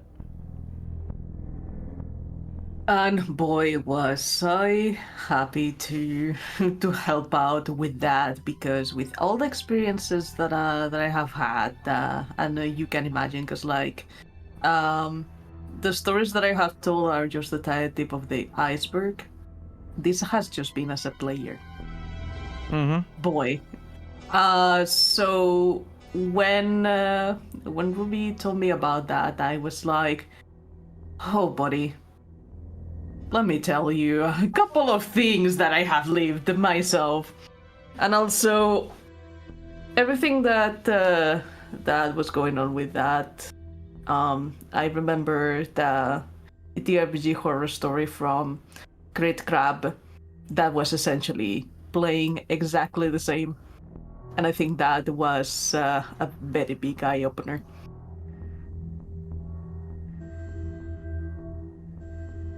Yeah. What a cunt. What a cunt, exactly. What a fucking what a cunt. cunt. But I'm I'm glad we all left that, and like I mean I also showed Mally like the conversations and stuff, and like Mally also left you know Spelljammer, what was it called? Astral Yeah. Adventures. Astral Yeah. Adventures. Yeah, So I wasn't gonna stick around after I saw how he treated you. And thank you for the kind words. I appreciate it. I try my best. oh yeah like Do not watch any I'm of the very 3 campaigns. They are a flop. They are very mid. Do not. Especially like- the no. It's terrible. Terrible, terrible. No, yeah. Thank you for doing these campaigns with us. Like, I'm very happy like where we are now as like a group and whatnot. Like, this is really good. Like, if anything, you know, Paladin has brought us closer together. And I agree. I wouldn't change anything. I mean, actually, it all worked out for the best, in my opinion. Absolutely. All right. Well, let's get to the final segment before we get to the questions. And what is that segment, you ask? Why? That's the most excellent question. It is.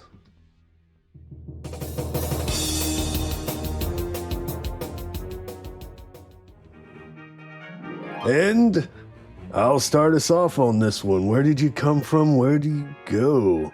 Your growth as a TTRPG player. Well, it's been, yes, Lemon Eye Joe, Cotton Eye Joe. Go. Gets me every time. But yeah, it's been a long journey. It's been what, over 10 years, almost 15. Definitely early years, I was not good at making backstories or anything, but we'll go to display. I have a few things to display while we're here.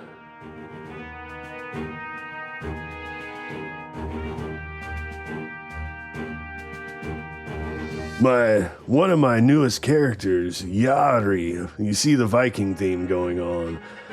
Thanks to Ruby, you know, I hadn't finished a campaign either, really. We finished Dragon Heist, which is just a starter book for a bigger campaign, but we didn't finish Daggerford Chronicles. We didn't finish the Demon Lord game. We didn't finish the Viking games.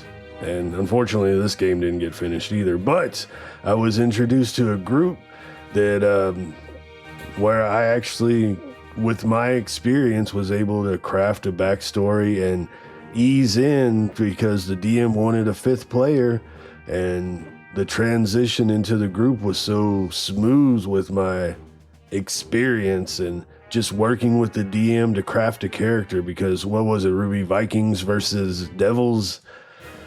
So yeah, so I got me a Viking character, a human bard, went barbarian, and I got to meet my god. That was actually another cool moment. There's a few moments that I forgot that I've been remembering as we've talked about cool moments, but yeah, definitely gotten better at incorporating backstories. And look, I'm playing a goblin now. I got away from the halflings. I get to play a goblin now in that same DM's campaign. And so, yeah, I've grown. No longer a halfling. I hope you're proud, Ruby. I hope you're proud. I am. But yeah, and then the evolution of Zix, from Ix to Zigzags to Zix, this character here. I don't know. This segment was going to be a little difficult for me, but as far as like player growth, just a lot.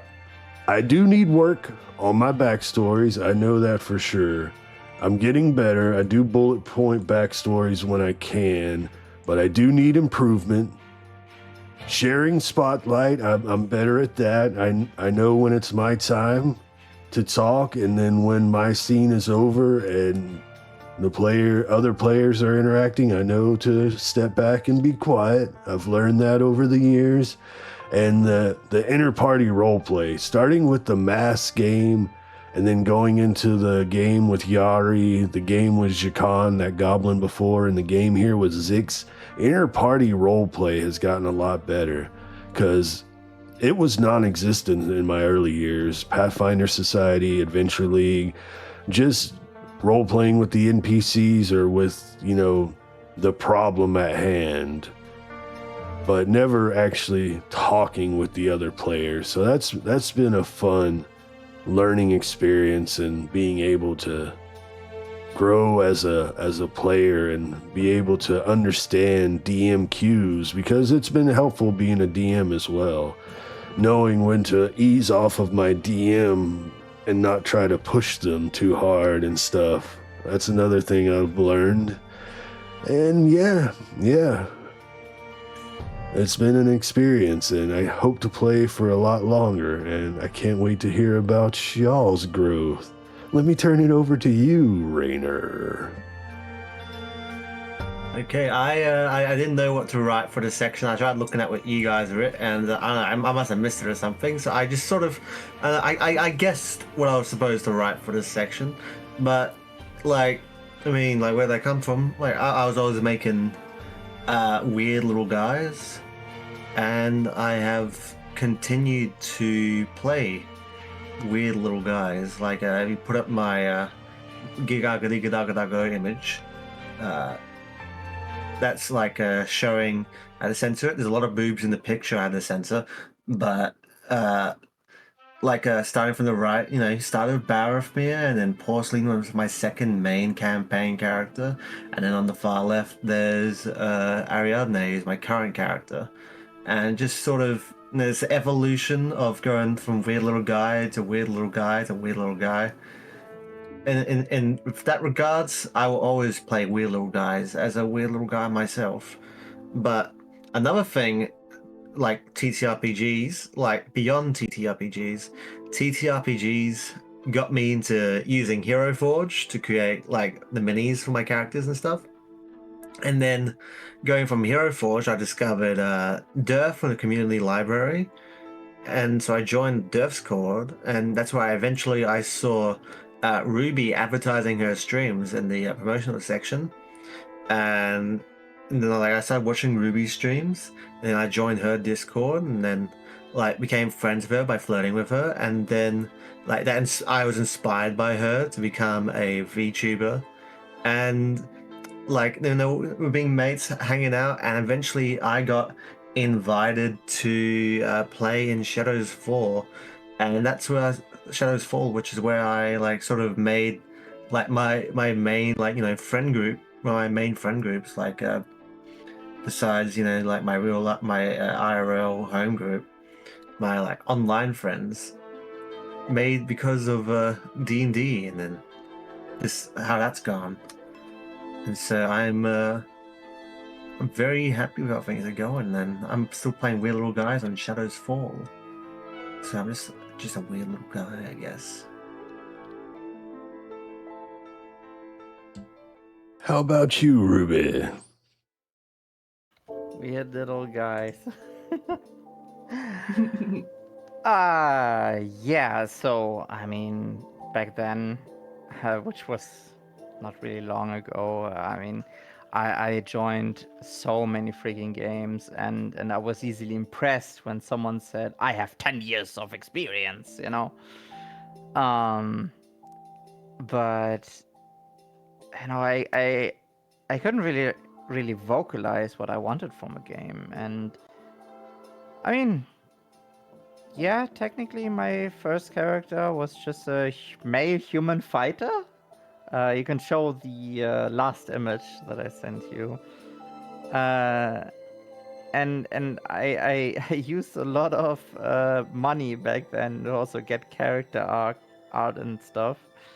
And I had my own issues, I would overreact when sessions would be cancelled because I really didn't had anything else that would give me joy or as much joy as TTRPGs. So I was like, kind of like a very childish, like a few years ago about it. So yeah, now I nowadays I almost only play goblins. It's like an unwritten rule at this point, and I take things more calm. It's just a game, you know. And everyone should have fun. And I love good role play. I love fun fights and character-driven stories. I also know if a campaign is for me now or not. You know, I dropped out of a campaign very fast recently, actually, because it was just not my playstyle I wanted. And so yeah, I learned to stick to my people. But also, actually, this week I also joined a new campaign because I feel a bit starved of some D&D, you know. But like I could already feel like, okay, is this new group? They actually gave me like an interview and stuff. You know, they would ask me like a lot of questions about like what my expectations are, what like how I handle certain situations and stuff. And I thought, oh, that sounds pretty good, because like, you know, if they wouldn't give a shit about it, you know, they wouldn't even ask me. They would just, you know, yeah, you are in, whatever. Like that was very good. I like when campaigns, when it's hard to get into a campaign because of certain prerequisitions that you need to bring, you know. And if this matches, then wonderful.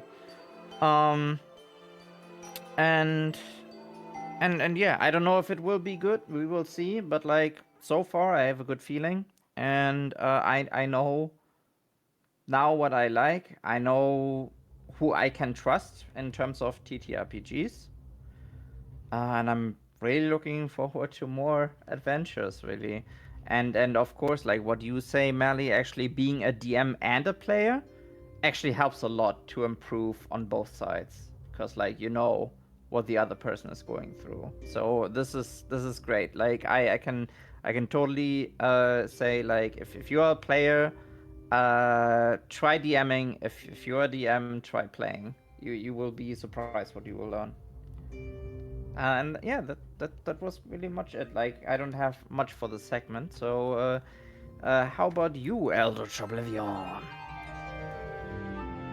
Who's that nerd? Not me. Uh,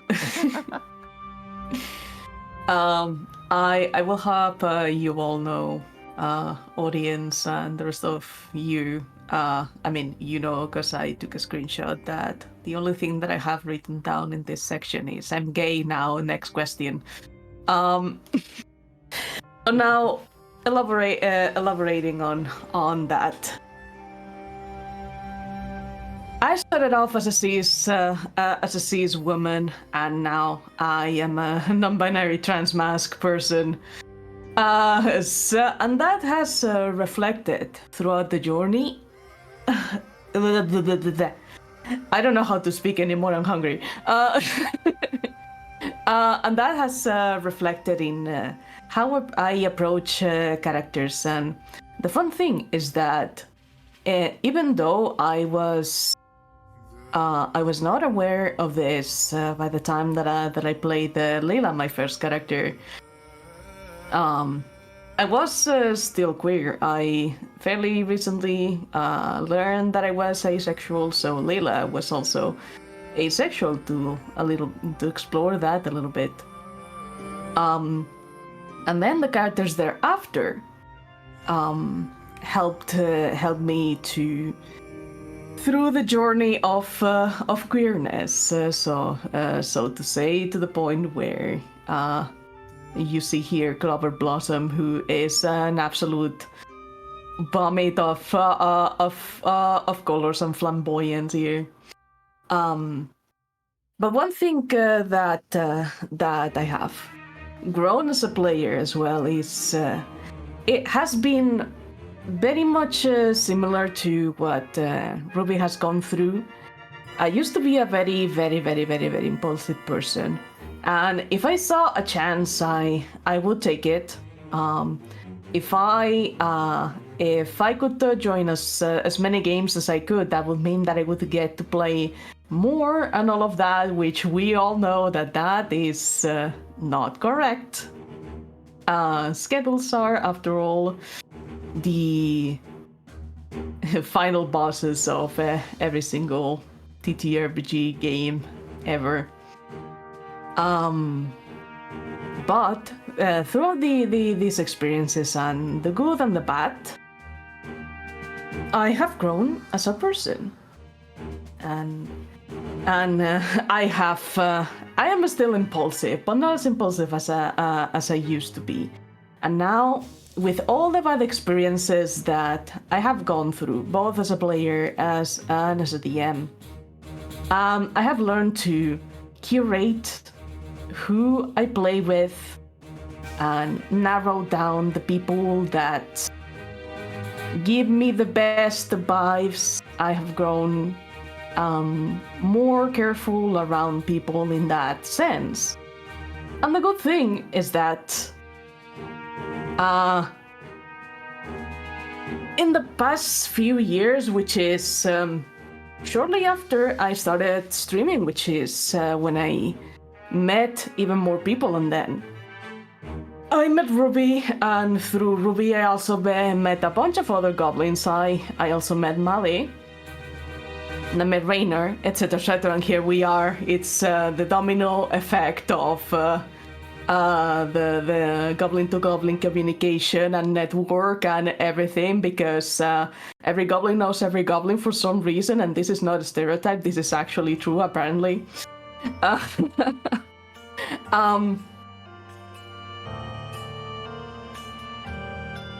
I have better experiences because I know how to create the people around me. So, what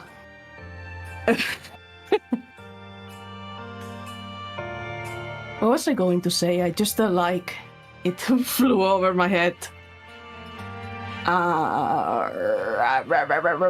Anyway, so I did not want to include this this one in the good moments section, in the favorite parts, because you will have to see it for yourself. You have to go to Malinim's channel, like and subscribe to his channel, and watch the latest episode of Unlimited Worlds Unite to Woo, because the moment of the escape room was phenomenal. I loved it. So, yeah. I'm fucking gay now. Congratulations. Hey, that certainly notices. Yay. Awesome. Awesome. Well, honestly, that was great. That was great. We're done with this segment. We can go on to the rambles and questionnaires right after I drop the title. Yippee.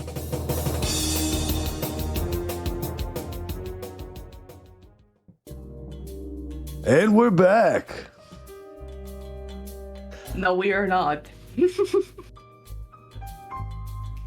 Dang, this has been fun hanging out with y'all chatting. So, what do we talk about now?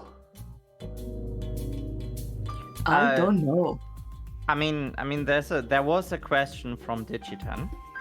Oh yeah, there was a question earlier. Yeah. Yeah. This section should be called Rambles and Question. Just like Ramble. just like Question. just like Rainer's models, Which is okay. we'll ignore it and it won't. Wow. No, okay. I kid. Do you want to read it? Should one of us read it? Like, how do you want to handle this? Question from the Digician. When looking into new TTRPG systems, what aspects are you looking for? Why don't you start us off, Rainer? It's gonna be a baby game. I'm a baby. I need to be very simple. Or if it's complicated, I need it to be explained to me by someone else. What I'm looking for in a game is someone else to explain it to me. And I have to be able to make a weird little guy. And I haven't found a TTRPG I can't make a weird little guy in yet. So don't know what I'm seeking or what I'm not seeking, because every time I play TTRPG, it's been good for me. What about you, Ruby? So, you know, the system doesn't really matter to me as long as I have a good group. Like I could play like any kind of TTRPG really. I do like stuff that is that has a lot of options to build my character. For example, Shadow of the Weird Wizard or Shadow of the Demon Lord. I love these systems. But I also like Pathfinder and stuff. Now, what is, of course, like I always say, like, okay, but can I play a goblin though? And whenever I can play a goblin, like that system goes up in the ranking, of course, for me. And if I cannot play a goblin, then at least like let me play something that is very creature. Like very creature like.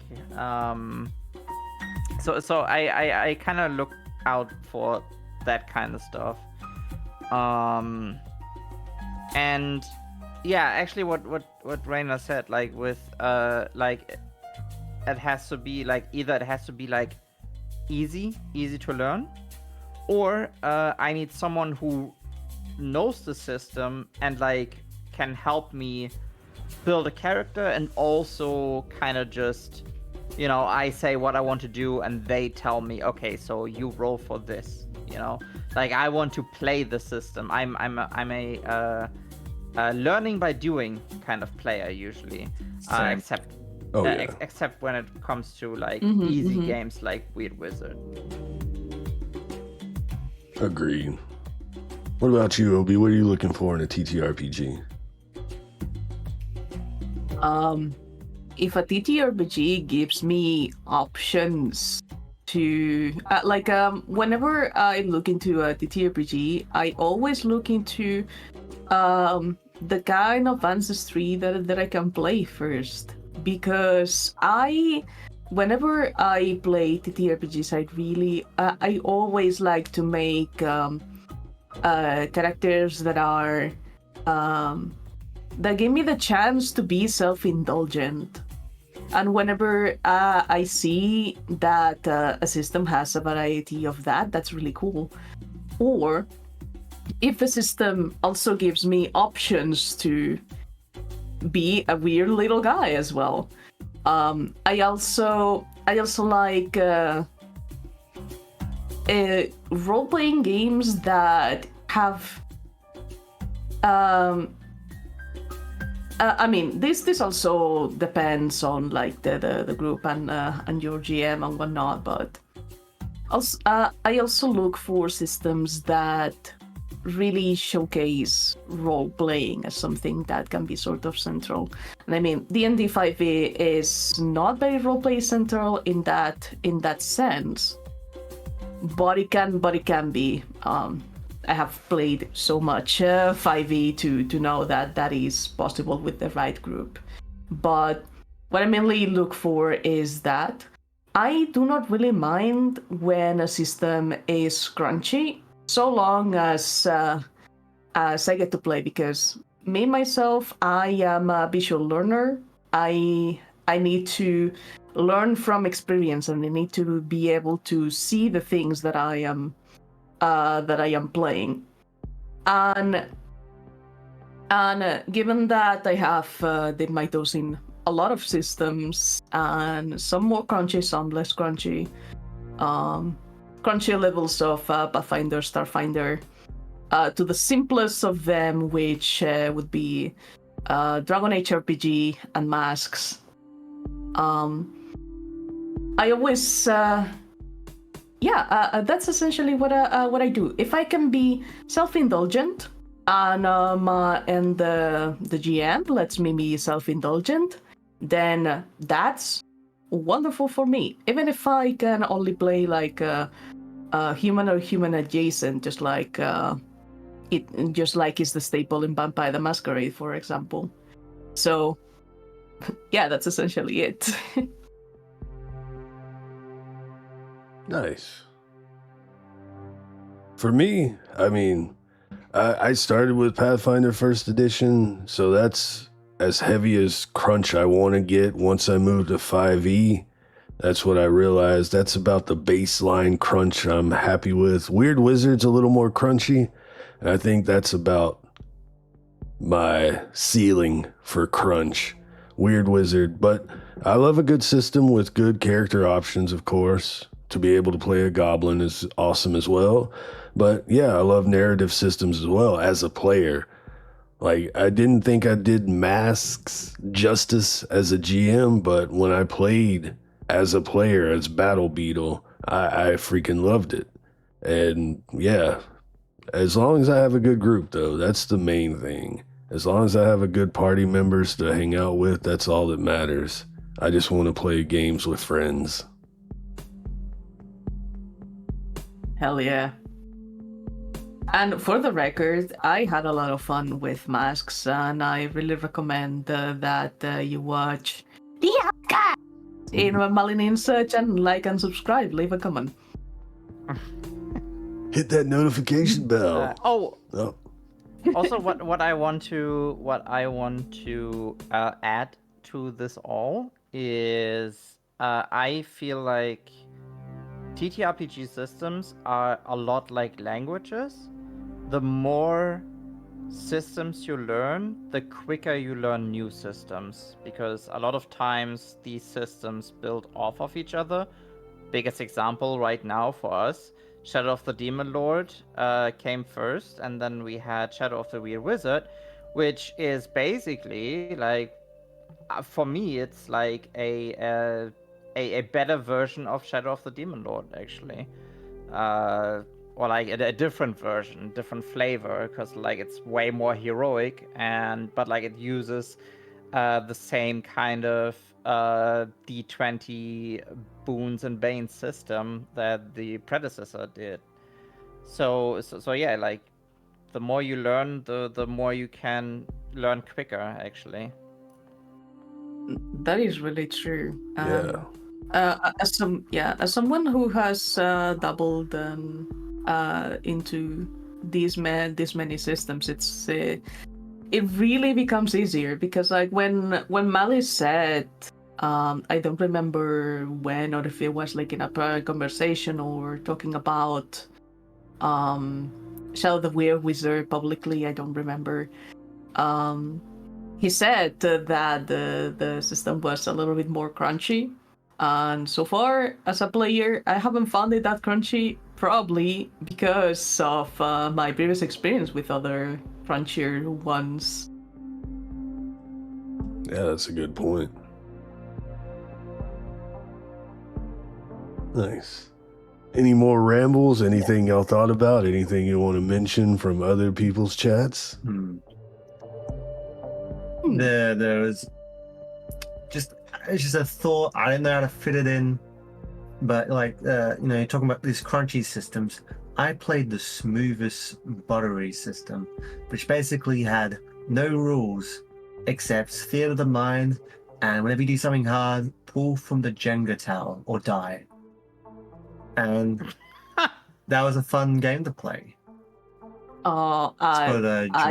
Dread. Yeah, I would have loved to play Dread. I actually was planning on running a Dread one-shot IRL, but aforementioned problems with a certain person that I have mentioned before, and it just couldn't work out. But I still have the one shot written. I just had to adapt it to Dread, but since it never happened, I couldn't adapt it to Dread. But it would be something that I would love to do with like a in-person group to run that one, because that particular one shot I did run, but like using 5e because I didn't know anything else at the time. It was sort of like an escape room type of a scenario with puzzles and and everything, and it would have worked fantastically for Dread. Yeah, the worst thing about Dread is you have to play it IRL. Like, I can't play it with the gang. I can't play it with you guys. Yeah.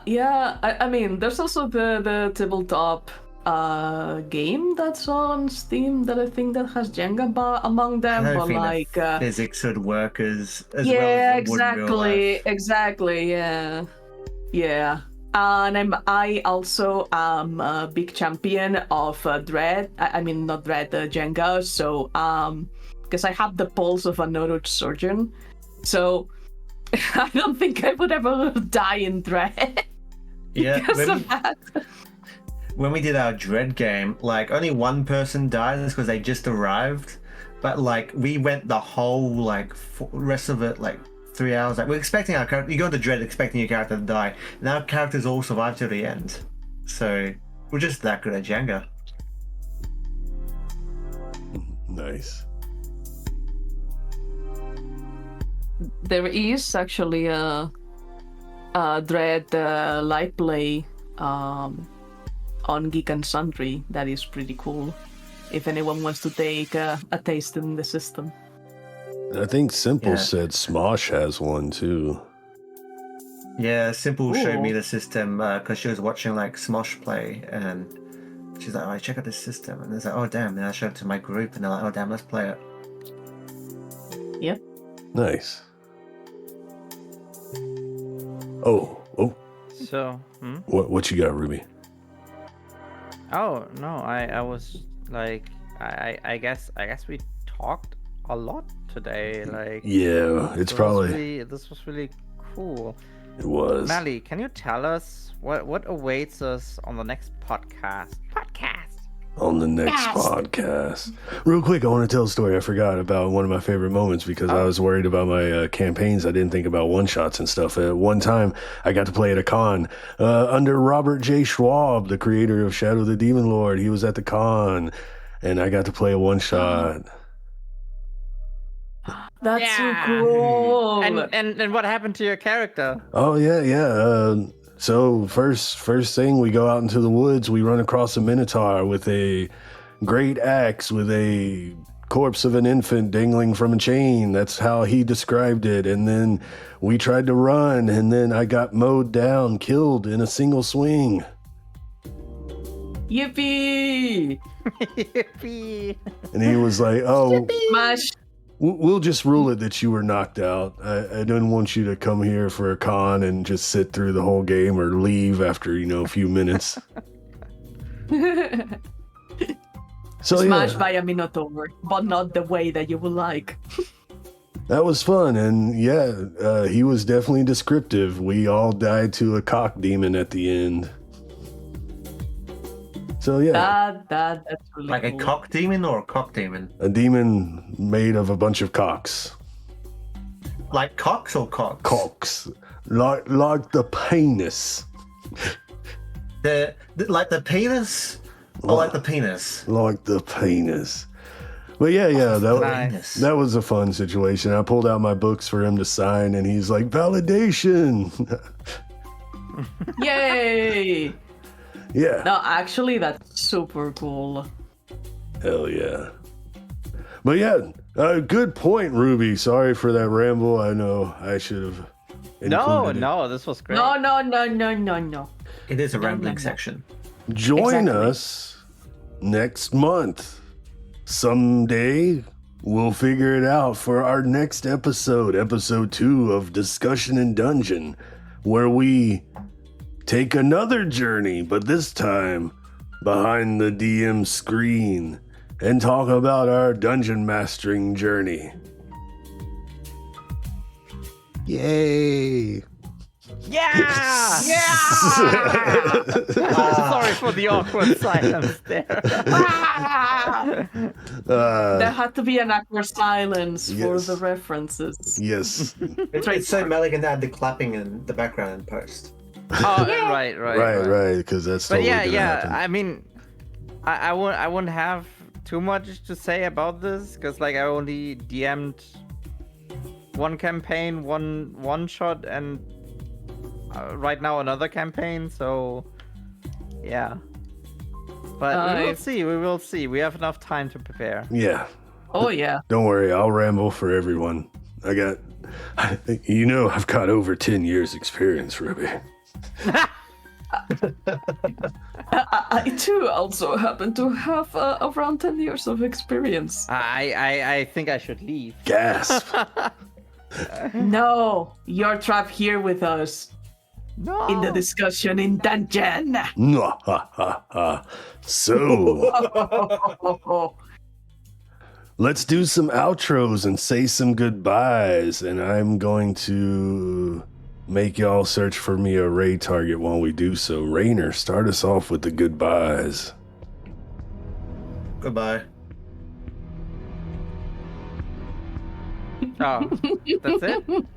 Am I meant to shield myself here? I don't know. Yeah, that's what goodbyes are, and I'm shilling you as we go. And hey, Jones the Goodbyes and Gamer, thank you so much for the follow. Welcome to the Dank Dungeon. Yeah. Goodbye. Maybe Sunday, next episode of Simply Bullying comes out, because we were going to do it like 3 weeks ago, and then I was too tired, and then we're going to do it 2 weeks ago, but Simple had like uni stuff, and then we're going to do it 1 week ago, but Simple's too tired, so maybe this week we'll finally do it. Let's hope so. I guess that's my cue now. Thank you for being here today. I will try to stream again, because like since 2 weeks or so I also been kind of dry with streams, because like I barely find time for them, because like I did a lot of prep for this, and also I need to prep my campaign and some other shit. So probably next week, some new streams with Hero Forge probably.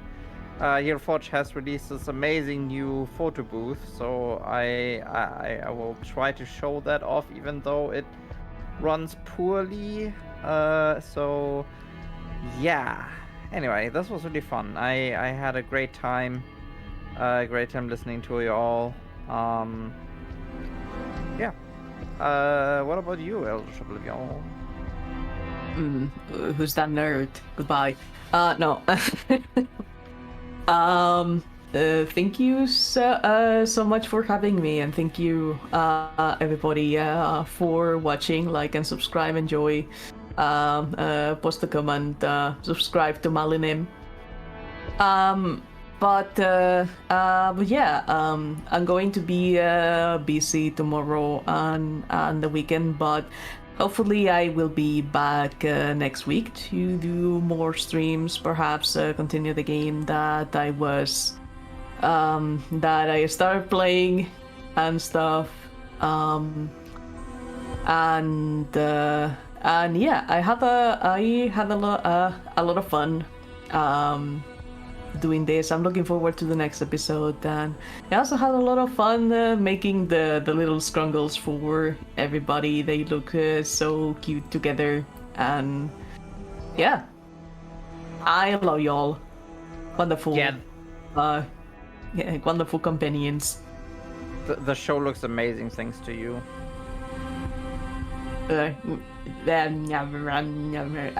Molly, you have the power over this. Hide me behind the table. Agreed. Another shout out to Eldritch Oblivion for creating my dungeon and this table and this amazing brazier, and now these awesome scrunkles that we're using for the show. You make this shit look awesome, Obi. Thank you so much. And thank you for trusting me to do the visuals for all of this. Appreciate it. Yeah. And everybody in chat should commission Obi. Yes, commission Obi. Agreed. I cannot physically move behind the thing. You will have to do it yourself, Mali, because that's how I'm feeling. Oh, I'll make you bigger. I don't know how to take compliments, so I'm just going to retire slowly. Oh, Rainer's 12 feet? Well, you're 14 feet. No! Fuck off! Dude, you look huge. Oh. Well, now you get to sniff my feet. Fuck you. Me, I'm Mally Nim. You can catch me here on Twitch or on my YouTube. Please like and subscribe. That's where all the campaigns, actual plays are, and this should be up there later. I'll be back Monday with a stream, and Uwu is unfortunately on a hiatus, but not really a hiatus, a scheduling hiatus. Uwu episode 7 will be back next month. Probably after the first week. We'll get it scheduled. Unu. We'll do it. But yeah, I'm gonna get this raid started. We're gonna go raid a cool slime bro. Yeah, I mean, at least, all of the players and the DM are extremely committed to actually finish the Ubu campaign, Exactly. This has and we just all been show a up on little... time. Yeah, and this has just been a little hiccup on schedules and stuff, and that is completely fine. Yeah. We'll get back to it. We have a good track record. Don't fire me. Don't fire us for this one. I'm going to fire you, Ortort. No. Oh yeah, raid message. Read message. Fuck.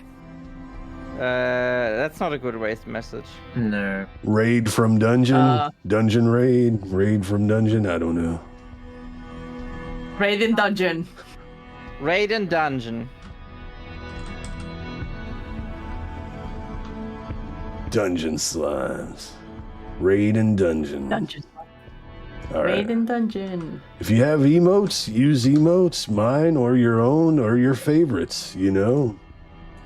It's your prerogative. But yeah, thanks again, everyone, for hanging out. Thanks for this, hanging out for our inaugural episode of Discussion in Dungeon. Can't wait to have episode 2 and talk about the TTRPG side from the DM side. Nah. Yay! Well, Yay! it's counting down, players. It's about to run, players. Co-host. Don't leave me hanging, co-host. Bye.